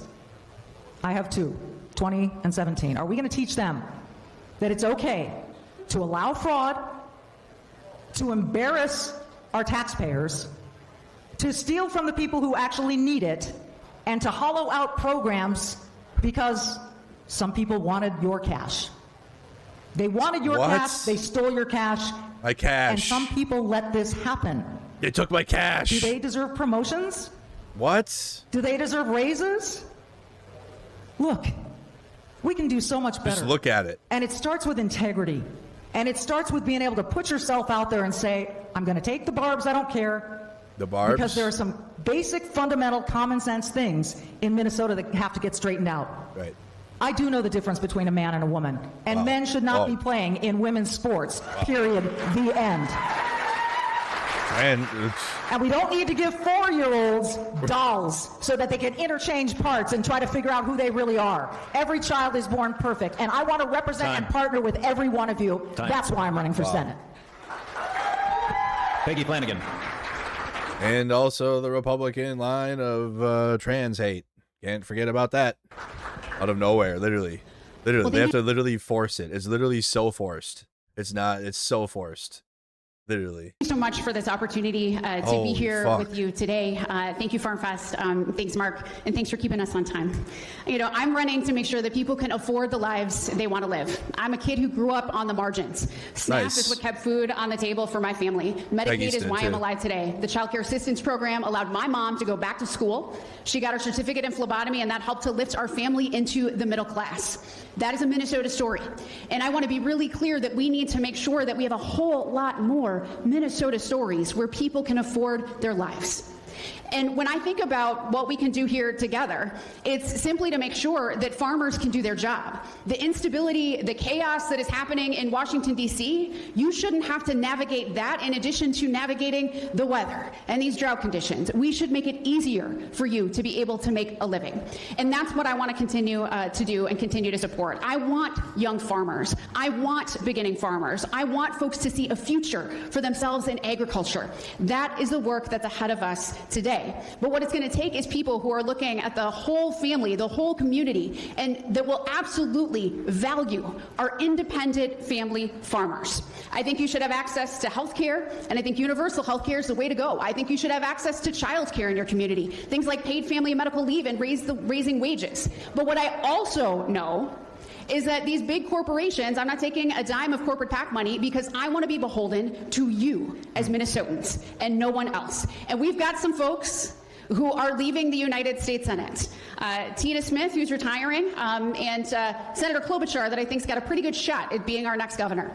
Those are two leaders who are serving on the Ag Committee. I am eager to serve on the Ag Committee and want to champion the voices of Minnesota's farmers in Washington, D.C. I'm Peggy Flanagan. I ask for your support and I ask for your vote. Thank you so much. Angie Craig. Let's go, Peggy. Well, thank you. Family farmers and working families in this country right now are both hurting. You know, my grandfather was a farm foreman.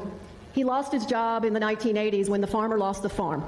I know what it's like to live in a family where that happens. Right now in the Midwest, farm bankruptcies are up 70%. I came back from my last election as one of the least senior members of the Democratic Party, and I ran for ranking member of the House Ag Committee because I wanted to fight for every single one of you in farm country and in rural communities. You know, I've always called the balls and strikes. Farm bankruptcies, 70%. This is no golden age in agriculture, nor is it a golden age for farm families. You know that. And I know many of you in this room, you didn't vote for what you're getting out of Washington. You didn't vote for the illegal tariffs. I sure didn't. You didn't vote for a war in Iran that's driving up diesel costs as well as fertilizer costs. You didn't vote to end our international markets and piss off our best friends when it comes to international trade. You didn't vote to make sure someone just said I that did. Every time E15 gets to the finish line, Donald Trump and Republicans cave to big oil. You know, we are in a spiral right now of ad hoc assistance in the farm economy. What we need is good farm policy, not ad hoc assistance. We've got to stand up to the ag monopolies in our sector. I grew up too, a lot like Peggy, the child of a single mom. I've worked for 8 years only been elected for 8 years to make sure that family farmers have a seat at the table. I'm the head of the Ag Committee for the House. I will definitely be on the Ag Committee in the Senate, and I would love to have your support on or before August 11th. Thank you.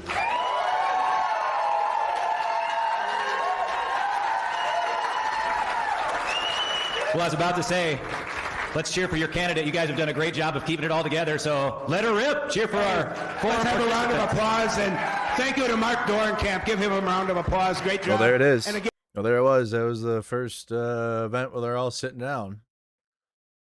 Farm Fest. The Farm Festival, guys. So Minnesota's primary is next Tuesday. Next week, Tuesday. Well, here's this now. You can buy Marjorie Taylor Greene for $150. This is Marjorie Taylor Greene, and I am excited to let you know I am now on Cameo. Jesus. So if you have a special message for a friend or a loved one, I would love to deliver it for you. Is that a church pew behind her, or like what is that? How do you do it, you ask? You just click on the link and follow the instructions. Is that a church and we'll pew be on our bed? way. What the heck is that? Well, there you go. You can buy Marjorie for $150. Yep. Low price. Buy one, get one. Oh, only 9 left.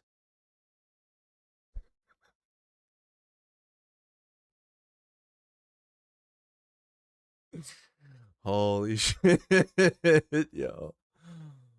It's so bad.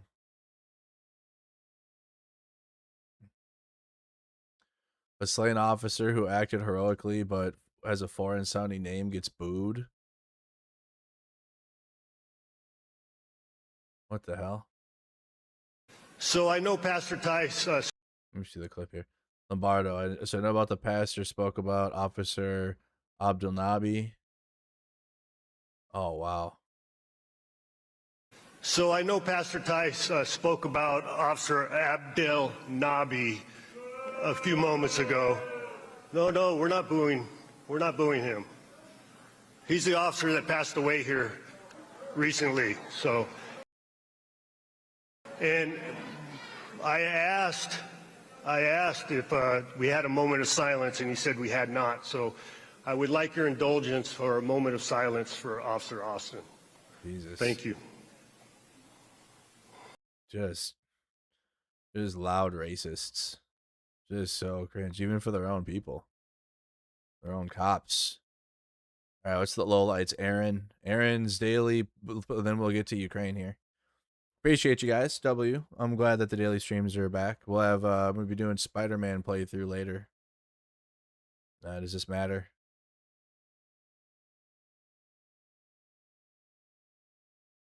Why is it people don't know there's an economic boom? It's not showing up in any of these numbers. How is that possible? All right. So like we don't have one then, right? The economy today getting worse or better? 56% worse, 37% better.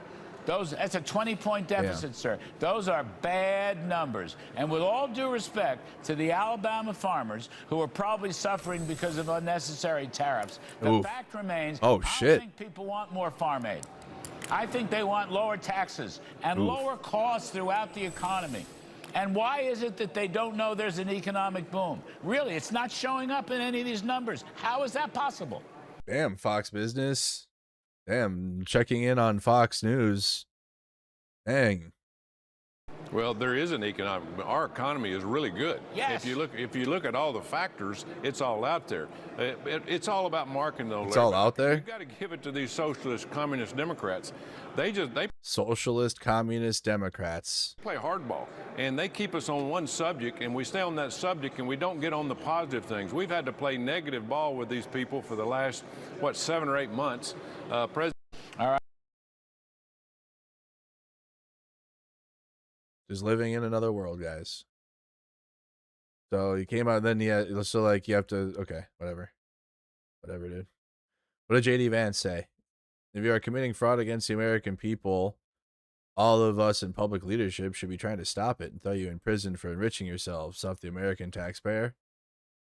Are you talking to your president? I don't care where you came from. I don't care what your name is. If you are committing fraud against the American people, all of us in public leadership should be trying to stop it and try to throw you in prison for enriching yourself off the American taxpayer.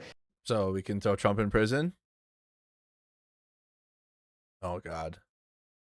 Laura Ingraham asked him about Canada. What? We had a J.D. Vance interview? Who asked for that? Did anyone ask to hear from what J.D. Vance has to say? Oh, they're doing their anti-fraud thing?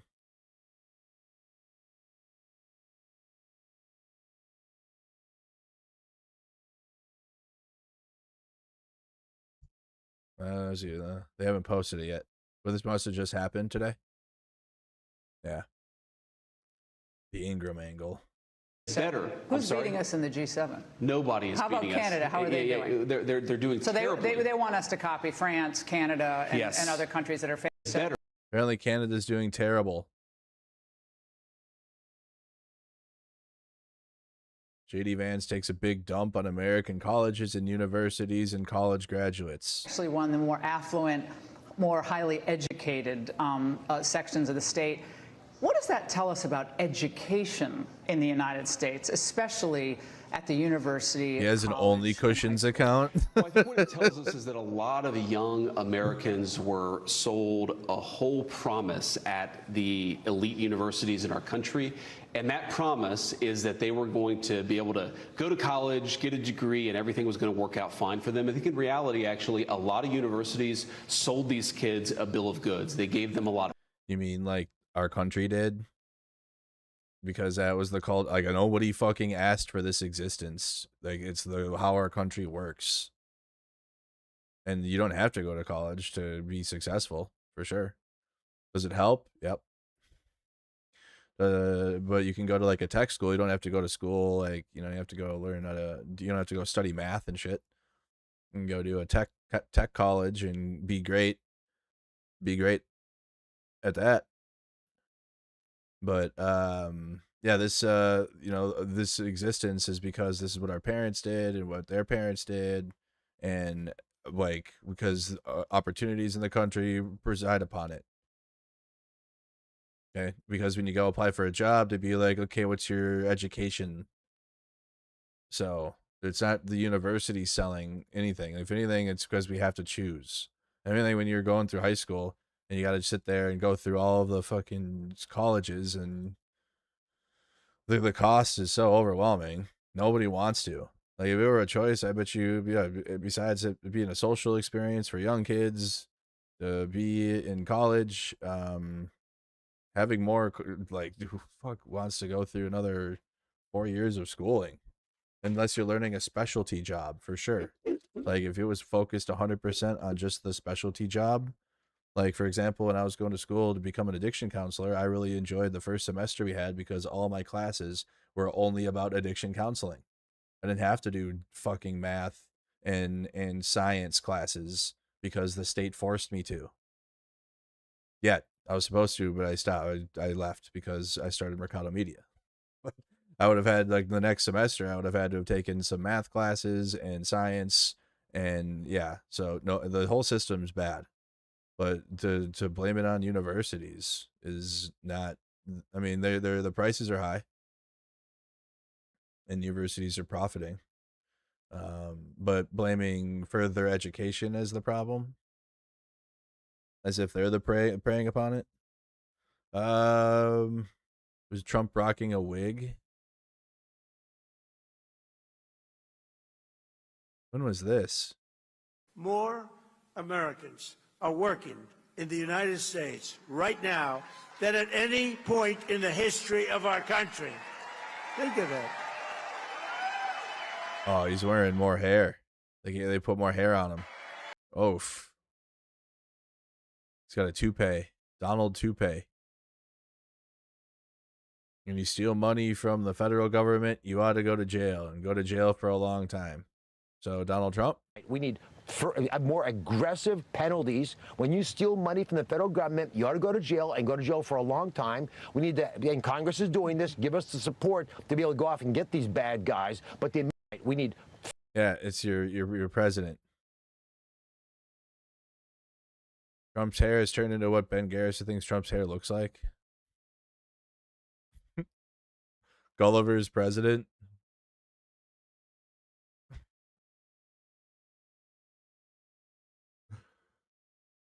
Yeah, very low lights today. Can't believe they're actually going with this when people are struggling to buy groceries. Lombardo to Trump. When the press and media runs him down, they think he's taking care of his billionaire friends, but those billionaire friends provide jobs. And unless you, wow, holy. Quite often when the press and the media runs him down, they think about, he's taking care of his billionaire friends. But those billionaire friends provide jobs.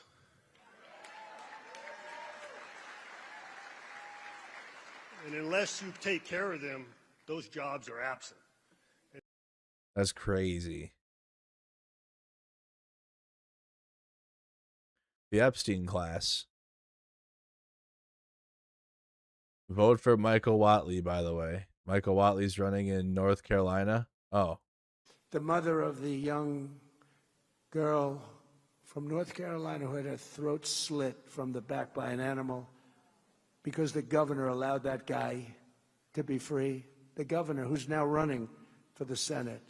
Look at how hard he's leaning on that podium. That man. Do you think they have counterweights in the podium to keep it held up? Because, bro, he is putting weight It's on on there. tape, and the thing takes forever to try. Can you imagine? Here it is on tape. They'll probably find a good reason. They get some nice liberal lawyer. Just to sit there and just fucking spew. Just sit there and just spew bullshit for hours. Oh, God. Okay, so nothing of importance really happened today, I guess. Like domestically. We saw you had a JD Vance interview, so new couch content. We cannot save the U.S. unless you have people of courage who are speaking their mind. Unless you do it outside of an ICE building, and then they'll come out and send the horses and the tear gas and flashbangs, and you can't do that. But as long as you do right-wing anti-trans slop and talk about some men and women sports bullshit, you can do that, though. Keep going, Sophie. Have you been following Sophie Cunningham and what's happened? I know you're a big sports fan, the WNBA. She's been a big sports fan. Targeted, elbowed for her beliefs. I mean, she basically believes girls' sports. She was targeted and elbowed for her beliefs. The same Laura Ingraham, who I again showed you guys, that told LeBron James, who was the best basketball player in the world at the time that she said it, and he still is rocking. He's rated 92 overall on 2K27. Yeah, that's pretty good for 41 years old. That's higher than Michael Jordan was rated at that age. Or I don't know, Michael Jordan stopped playing at what, 38? LeBron's played longer than Michael Jordan, right? Or no, when did Michael Jordan retire?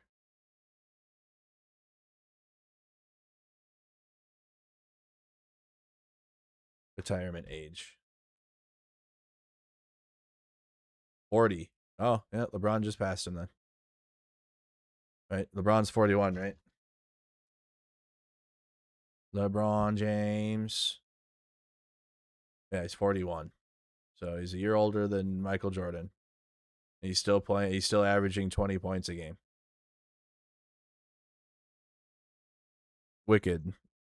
And nearly 8 and 7 assists, and he's still a big piece of the team, basically. And he will be now too, because his team, the 76ers, are stacked. It's stupid. Anyway, so the same person here who's like, yeah, wow, politics and sports is so good, was very against like LeBron James, even just saying the lightest of criticisms against Donald Trump. They're clowns. They're all fake clowns.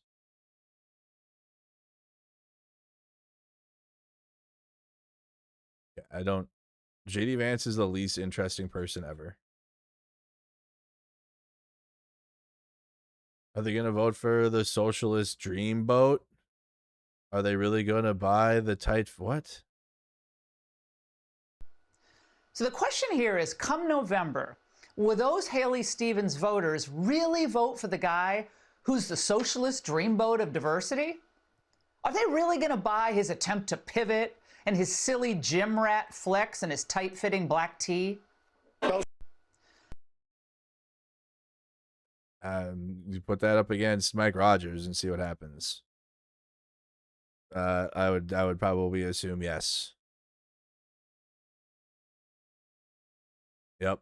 Like when Mamdani went out there and started lifting weights and shit. Started putting weight up. Yeah, Abdul should just keep doing that. Well, then calling out Mike Rogers for being a corporate shill. Fascist. Yep. It's not, how about it's not going to be bad? We'll put it that way. It's not going to be bad for him. Federal investigation launched into air traffic incident involving Trump's helicopter. Oh, it'll go nowhere. Yeah, I'll give the spoiler. It's not going to go anywhere. They'll shut that down. All right. Oh, Ukraine. Give a Ukraine update. Let's see. So the latest numbers we got are Russian losses, and then the recent escalated attacks on Ukraine. So you got like over 1.4 million Russian troop losses, which continues. Another over 1,100 troop losses in Ukraine. They had 5 AFVs, 449 vehicles and fuel tanks, 5 tanks, 65 artillery systems, 1,700 UAVs, 2 multiple launch rocket systems, 2 anti-aircraft warfare, and 3 special equipment. Okay, and the biggest problem Ukraine's having is air defense or lack of it. Type Ukraine in. New York Times, North Korea, and plus you got a missile unit from North Korea going there. So that's happening. Deadly missile attack on Kyiv exploits Ukraine's depleted air defenses. At least 17 people were killed, officials said, as the country runs desperately low on interceptor missiles, which, again, Zelensky was asking for at the last NATO conference, but then Trump's gone back and forth on it, as usual. They have, like, a full report here. What is this? Why is it so zoomed in? There we go. You don't need to hear the ad.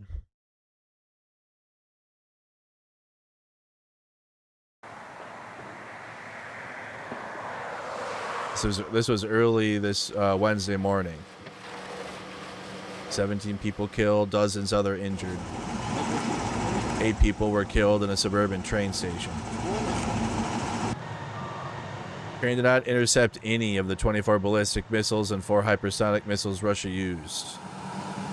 Warehouses belonging to civilians were the main targets. It was a third attack on Kyiv in a week as Ukraine runs desperately low on interceptor missiles. Ukraine continued its assault on Russia's largest online retailer, Wildberries, on Wednesday. A warehouse in Tula, 200 miles from Ukraine's border, was engulfed in flames. More than a dozen of the company's warehouses have been targeted by Ukraine in the past 2 weeks. Okay, so Ukraine's running low on interceptors. Running very low. So a lot of those ballistic missiles are getting through. The air war in Ukraine has taken some major turns recently, which is affecting the rest of the war. One is that Ukraine has done extremely well in developing more drone attacks, more drones, to attack Russia, more than twice as much since March as the Russians have been able to attack the Ukrainians. And in the last 24 hours, the Ukrainians have attacked 18 different regions, oblasts within Russia. That's more or less all of Russia west of the Urals. More than that, data and forensics at Sky have been able to locate all of the Wildberries warehouses that have been attacked in recent weeks. Now, these warehouses are huge warehouses. Wildberries is the Amazon of Russia, online retailing. And these warehouses contain an enormous amount of stock from all the small and medium enterprises, the small-scale suppliers that keep their stock in these warehouses for delivery. Wow. And those warehouses have been attacked all the way through Russia, even in Crimea, even in Novorossiysk, so that Wildberries itself, the company, is now talking about establishing in Kazakhstan new warehouses in 2027, 2028, which tells me that Wildberries think that this war won't be over anytime soon. They won't. That's a major plus for the Ukrainians. Now, the Ukrainians say this is justified because Wildberries are a component supplier to lots of military systems, which indeed they are. But you could say that about many retailers because most military systems these days are full of civilian components one way or another. Nevertheless, that's what the Ukrainians argue is their justification for hitting Russia really hard in this particular way. In particular, a drone from Ukraine fell onto a holiday resort at Ozipovka, which is a very popular beach resort in the Black Sea part of Russia. And a lot of families go there for the summer. This drone was fired at from the ground. We can clearly hear machine gun fire as the drone passes over, but this is the moment when the drone descends onto the beach and causes a lot of fatalities and injuries. It's quite hard for the Ukrainians to get over this one. They are morally responsible for sending the drone more than anyone who tried to shoot it down is morally responsible. If you send a drone to a different target, undoubtedly this was aimed at something else further on. Nevertheless, it got shot down, it's got to land somewhere, lands on the beach. That is Ukraine's responsibility, and they will find that politically quite difficult. Nevertheless, the Russians are responding to these attacks in the way you would expect. There were very heavy Russian attacks last night, but in particular in Sumy, in Dnipro, in Mykolaiv, in Belgorod, Dnistrovsky. A lot of casualties were reported. The Russians are doing what you would always expect them to do. But there's another way in which the drone war is actually affecting the war at sea between the two sides. The Ukrainians have been extremely successful in the last few weeks at attacking Russian shipping in the Sea of Azov. And the Ukrainians say that they've attacked more than 100 Russian ships in the Sea of Azov. That's not confirmed, but nevertheless, the Russians have certainly closed the Kerch Strait from about the 15th of July because they obviously don't think it's safe to get in and out of the Sea of Azov. So the Ukrainians have had an enormous victory in closing off that sea and closing off all of the grain and the oil which the Russians were trying to export from those ports along that seacoast. But in response, because those ships have been targeted, international ships working for Russia, the Russians have started to target international ships working for Ukraine. And Ukraine's big ports of Odessa and Chornomorsk, which were working through a very safe route all the way down the coast, hugging the coast through the Bosphorus, into the Mediterranean and out to world markets. And that route, which has been a very effective route for the Ukrainians for the last 2 or 3 years, may now be suspect because the Russians are now attacking ships taking that route. They're prepared to do that because their ballistic missiles, which they're getting from North Korea, are able now to target those ships, as are their drones. And so the irony is that having won what I call the Battle of the Western Black Sea a couple of years ago, the Ukrainians may be about to lose the political benefits they got and the economic benefits they got from winning that battle because they've won the Battle of the Sea of Azov. In that respect, one battle may balance another. And there's a parallel here between what's happening in Ukraine and what's happening in the Iran war. The Iranians have effectively closed the Strait of Hormuz because they've made it dangerous. They don't have to physically close it, just make it dangerous.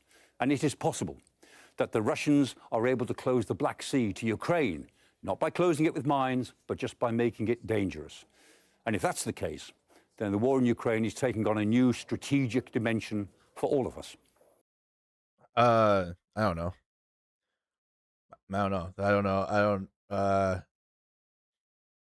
Though Ukraine's been dominating the Black Sea since the invasion began, and it doesn't seem to have changed. And I don't know how Ukraine winning in the Sea of Azov means that they won't win in the... Now the Russians have a strategic victory in the Western Black Sea because they're winning in the Sea of Azov, and Ukraine has an insurmountable amount of sea drones.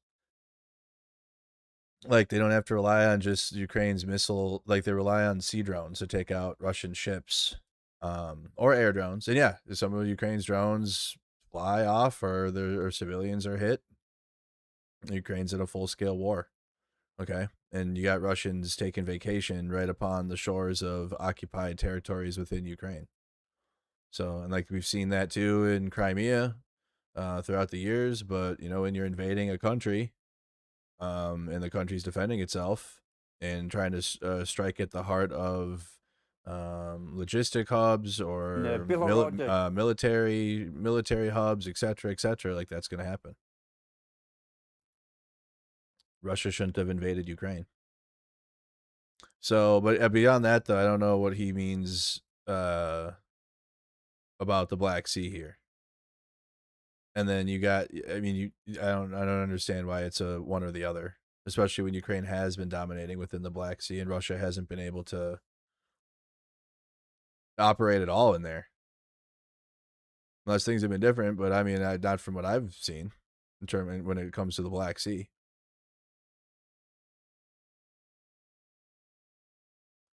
Okay. I don't know. I don't know about that map. I don't know about that analysis. It sounds like you're not. You didn't even factor in Ukraine's sea drone capabilities in the Black Sea. So I don't even know what that was. Like Ukraine map, if you've never seen. Yeah, the Russia hasn't been able to operate in the Black Sea. Like they have ports.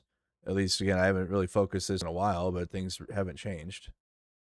They have certain ports, like they occupy the Black Sea here. They occupy Crimea, but they haven't been able to operate there because Ukraine has been blowing up everything that gets even remotely close. To also been blowing up Russian ships in ports like Novorossiysk, in Sochi, and even further down the coastline here within the Black Sea.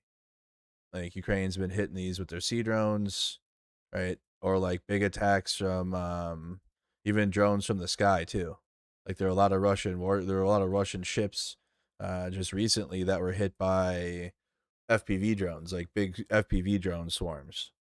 So even at the ports or whether they're at, and it was just within the sea, Ukraine's been able to destroy them without a navy, and that hasn't really changed. But the biggest difference would be Ukraine's depleted air defense stocks, but then also the response of Ukraine, which he was covering at first, and mentioning how many deep strikes Ukraine has been conducting within Russia to limit their capabilities.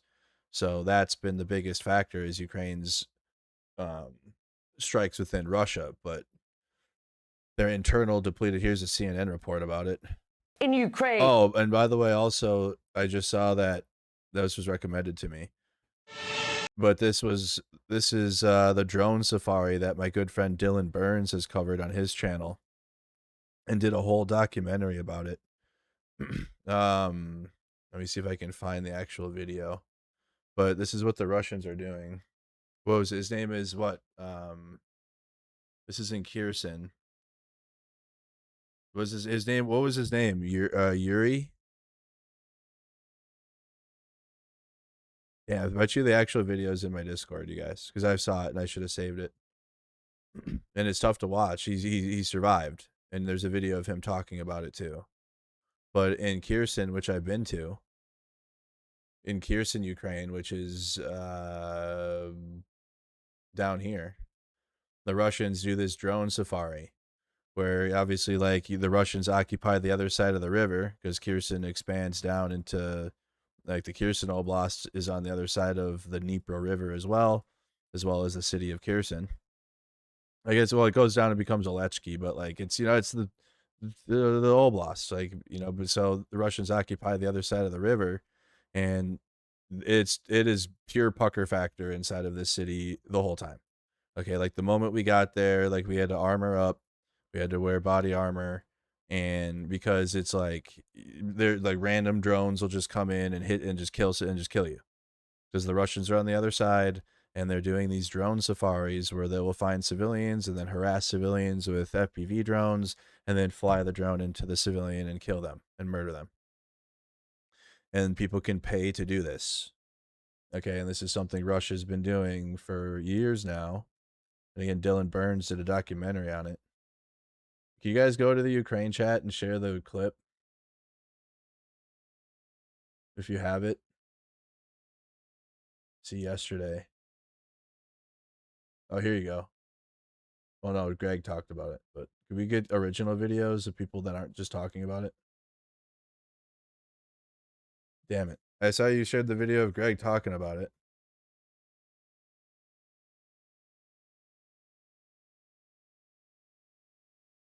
Can we get more original videos in that again? And not YouTubers?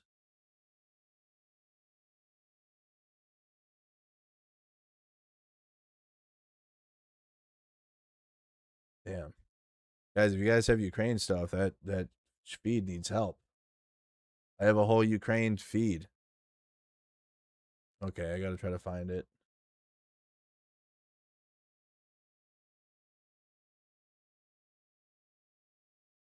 Yeah, I don't know. The video's on here on YouTube, but this is the original one that I'm trying to look up. Dylan probably shared it, I bet. Because he did I bet you Dylan Burns shared it. Because he's been covering the drone safari.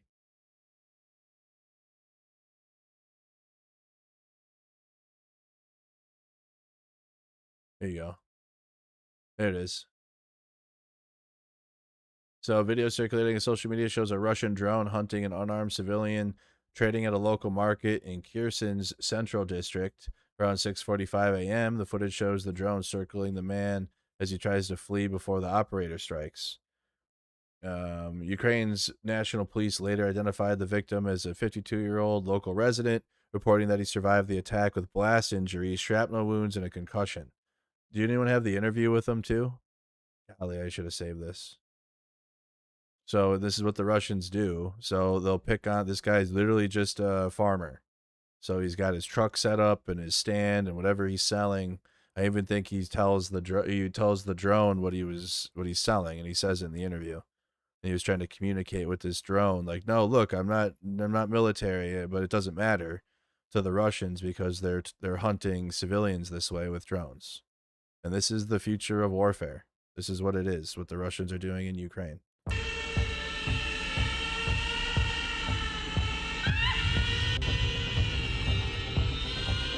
It's just pure terrorism. Or like what the IDF is doing in Gaza.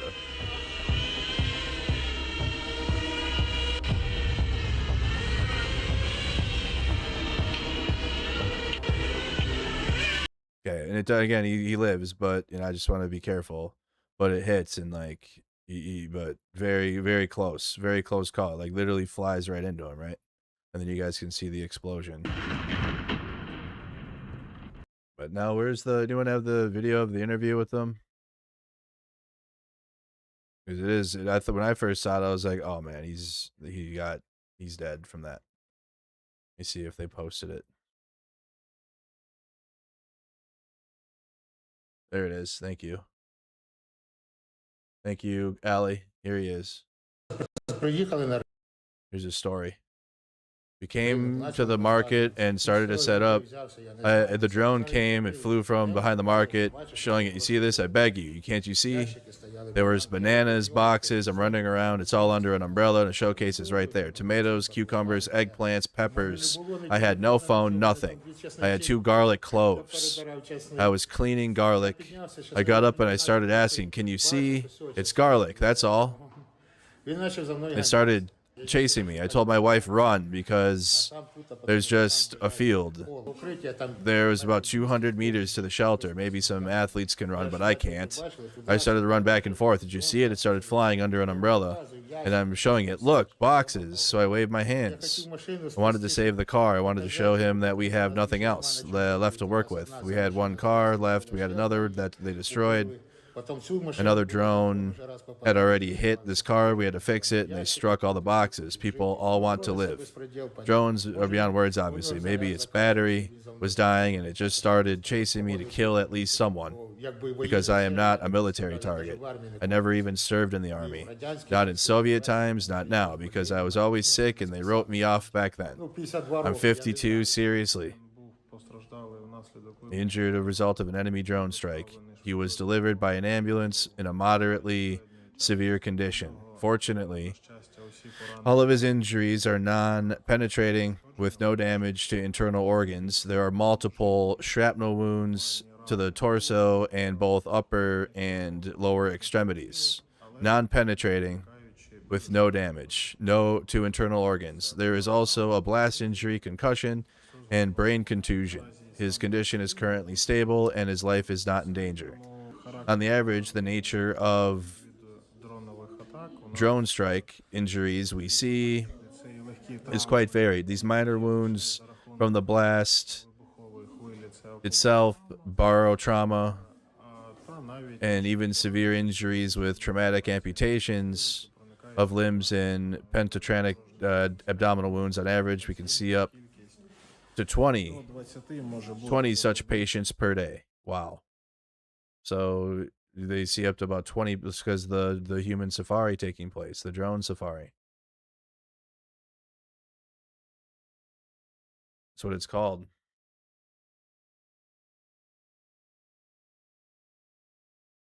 Oh, I guess BBC did a report on it.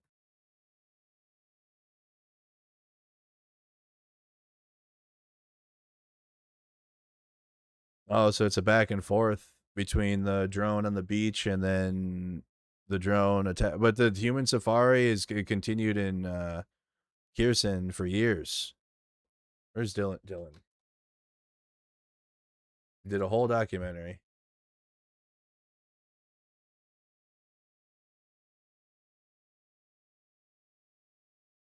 Yeah, Russia's human hunting ground. Here you go. It's a whole hour long. I'll put it in the chat. Yeah, put it I'll put it on in the Ukraine chat too. Because Dylan did this documentary over a year ago now. In the Ukrainian city of Kherson, the human safari is May 30th, 2025. But this is the work he's been doing for years, though. He just put it together last year, but it's work he's been filming for years. And talking to civilians and how they're hunted by these drones. Of various backgrounds and survivors of these drone attacks. So what you're seeing from Yuri in the hospital is not something that is new, or it's not like a new thing that the Russians are doing. It's like been a thing, especially in Kherson. Like that place is extra scary. As someone that's been there, I have firsthand experience of that, not being hit with a drone, but like you hear the fighting happen very closely. No drone strike came in when we were there. I'm not gonna lie and say like some Brian Jennings shit, like we had to hide from drone fire. Like no, like we had to wear our shit and we went into a gas station and we had to stand there for a little bit. But beyond that, like we weren't attacked at all. But it was just like the pucker factor. Like, when you're in Kherson is on another level. Russia and Ukraine are trading blame after a drone hit a Black Sea resort area on Monday. A warning that the video we're about to show you is disturbing. Russian officials say at least 7 people were killed when a Ukrainian drone went down on this crowded beach. They say 4 of the victims were children. A regional governor claims the casualties were caused when debris from a drone fell. Ukraine says the drone was brought down by Russian air defenses. And in a separate incident, a man in Kherson, Ukraine, was chased by a drone. We want to warn you that this video is also disturbing. Ukrainian officials are calling this a Russian war crime. The man survived with several injuries. Ukrainian officials say the man is a street vendor, not a combatant. Let's bring in CNN's Claire Sebastian joining us live now from London. So this took place in the city of Kherson. You see this drone attack basically targeting a market street vendor. It's a regular.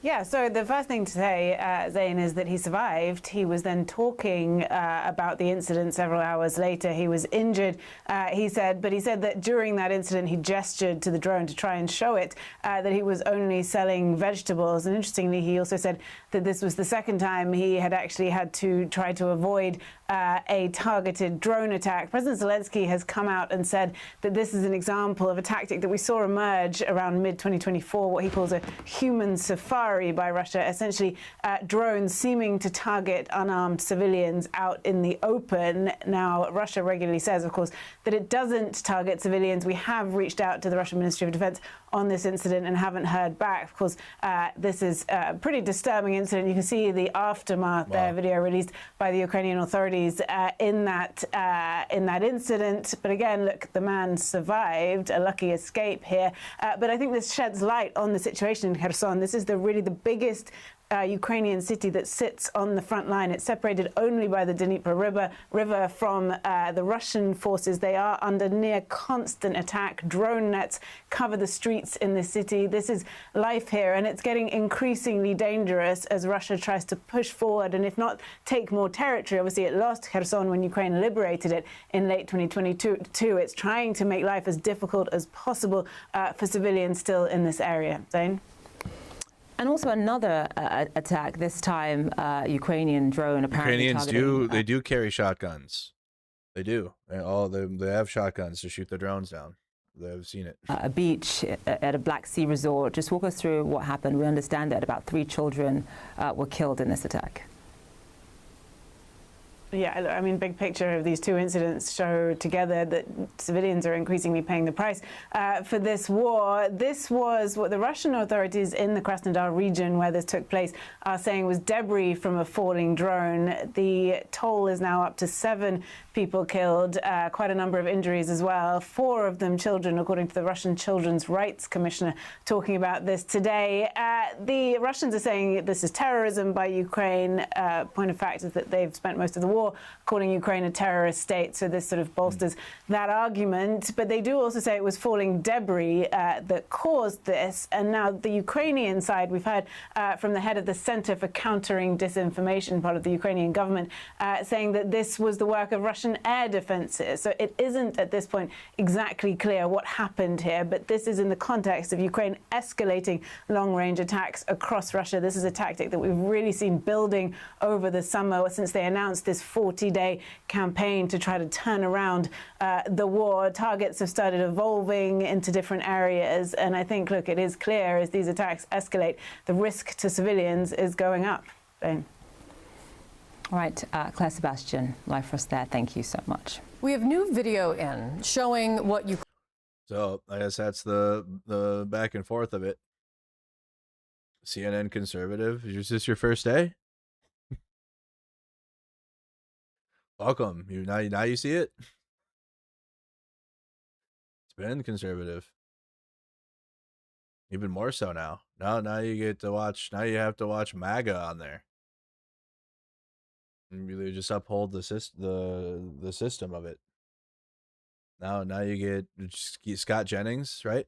You can watch Scott Jennings on there now and just listen to MAGA directly on CNN. Probably going to be a good documentary there. All right, guys. What else? Oh, the Atelon, Kyiv. That's what I thought. Here you go. Russian barrage on Ukraine kills 15. So this is the latest news. So while Ukraine is striking, further into Russian territories, the Russians actually do respond by just directly striking civilians and always have been. Look at the sites that were struck. They are very close to the capital. I'm talking about the satellite cities of Brovary, of Bucha. Those are cities where, tens of thousands of people live and commute every day to Kyiv. Those are very densely populated cities. And what we see we saw Trump's here is the fact that Ukraine still doesn't have sufficient means to intercept all bombs that are being thrown at it overnight, every night and every day by Russia. It has a pretty good score at intercepting drones. This, I think, revolves at around 90%. However, there aren't sufficient Patriot missiles to intercept the ballistic missiles that Russia throws at Ukraine, and that explains this death toll at a time when Ukrainians in the capital, in Kyiv, also struggle to find shelters, and there's mounting criticism against the mayor, Vitaly Klitschko, for not having installed sufficient, shelters, overground concrete shelters to keep the population safe. And more often than not, when explosions start to ring across the city, well, people, have no choice but to stay indoors, try to shelter themselves as they can by leaving 2 walls between them and the windows for maximum, although quite weak protection. And, Russia really intensified strikes and deadly strikes, especially those targeting the capital. So they need more underground protection, it says too. So they need air defense, and they need more access to shelters. But that's how Russia responds. So it's been that way though. It's like everything that's been happening continues to happen as the world turns.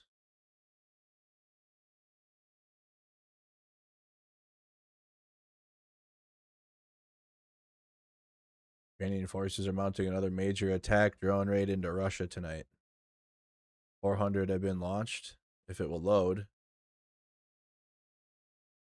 So it's going back and forth, big air attacks. Oh, now, okay, X is broken. Okay.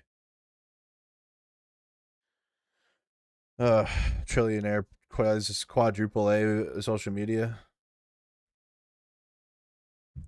Wow, dude, I remember that's how web pages used to load. Yeah, that's how the internet used to load, everyone. Just like this. And you have to wait for little bits of the web page to load up. Wow. He's done it. He's brought us back. It's not my internet. No. Okay, it's this platform. So big drone strikes into Russia tonight. 400 strikes. It continues. Russian command post getting hit by a 1,000-pound JDAM from the Ukrainian Air Force. Big air campaign. There's one of those wild berries distribution centers that the Sky News guy was talking about. No wild berries for you.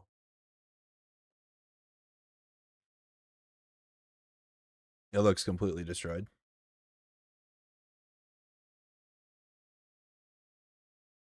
There's another wild berries detention center destroyed in Alekskin. Appears to have been completely destroyed after overnight Ukrainian attack drone strike.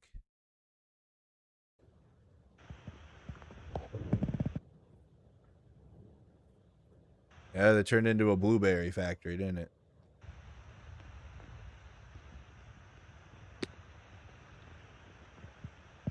Dang. It's getting hammered.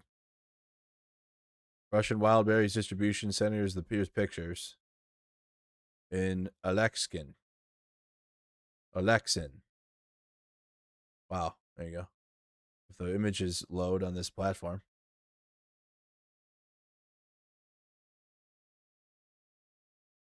Russian oligarchs down bad.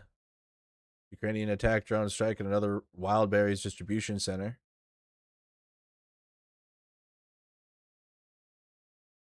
All right. Well, there it is. So big air campaign back and forth with Russia and Ukraine. Russia striking Kyiv, which is the capital.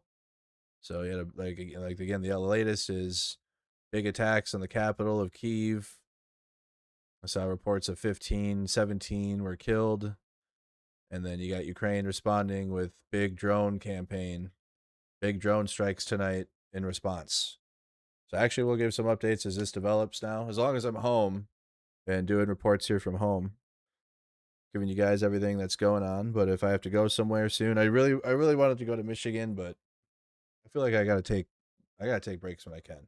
And I don't want to I kind of want to stay away from the direct political events for candidates and more so focus on if there's like a protest outside of a candidate, or something. Oh, I don't know. I feel like it's good to cover events, I guess, or like for candidates, especially if like you support them, but kind of want to stay in the lane that I've been in. And also, it's expensive to travel. I appreciate everybody that's supporting the stream. Everyone that supports. You guys want to continue hanging out with me tonight? I'll be live again tomorrow, same time. Actually, 2 p.m. I'm gonna get good sleep tonight, so that way I'm I slept most of today. I was just tired. It was a long night. That Michigan rally was a long stream, 6-hour stream. Well, on my gaming channel, guys, come and tune in. We'll continue Spoderman. I even wanted to stream last night, and I was so tired I didn't even make it an hour. I was like, guys, I'm sorry, I have to go to bed. We'll play like 4 hours tonight though. Okay, I got about 4 hours in me. We'll start a little after 8. So we'll continue Spider-Man. The movie was awesome, by the way. So if you want to go see the new Spider-Man movie, it's well recommended. But we're gonna continue Spider-Man on my gaming channel, Mercado Gaming. So if you guys are on Twitch, you're on YouTube, Facebook, Mercado Gaming on YouTube. Thank you guys again for tuning in. Appreciate you. Like and subscribe on the way out. Thank you, members. Thank you, supporters. Thank you, everyone that follows. Thank you, everyone that supports, all that. You guys are great. See ya on the next one. Peace.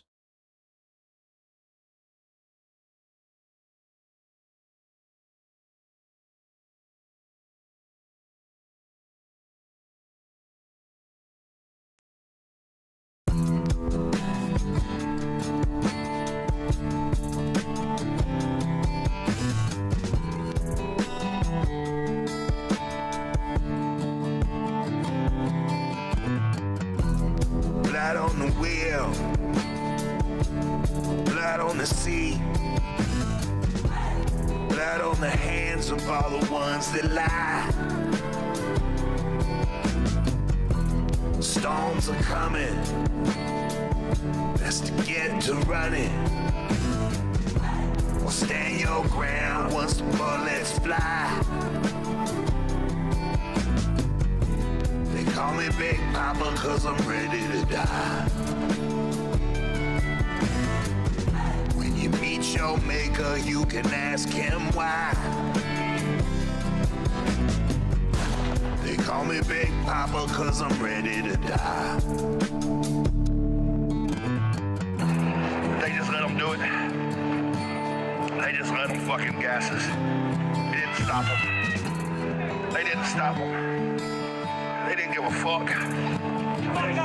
Seriously, guys? They'll kill your mama. They'll kill your daughter. They'll kill your wife and your auntie and your sister too. Nah, they don't care none. Badges, they don't wear none. But soon enough, we'll all be shooting back at you. Really ain't a fucking thing you can do. We got way more guns, we got way more goons. If we stand our ground when the bullets fly, they call me Big Papa 'cause I'm ready to die. When you meet your maker, you can ask him why. They call me Big Papa 'cause I'm ready to die. They call me Big Papa 'cause I'm ready to die. They call me Big Papa 'cause I'm ready to die. You better get fucking ready. You better wake up. If you think this shit's fucking just some social media shit, you ain't paying attention. 3 things are true. Number 1, the black community told us this shit for years. We didn't listen. Number 2, ICE is a white supremacist wet dream. And number 3, the government's not going to save you.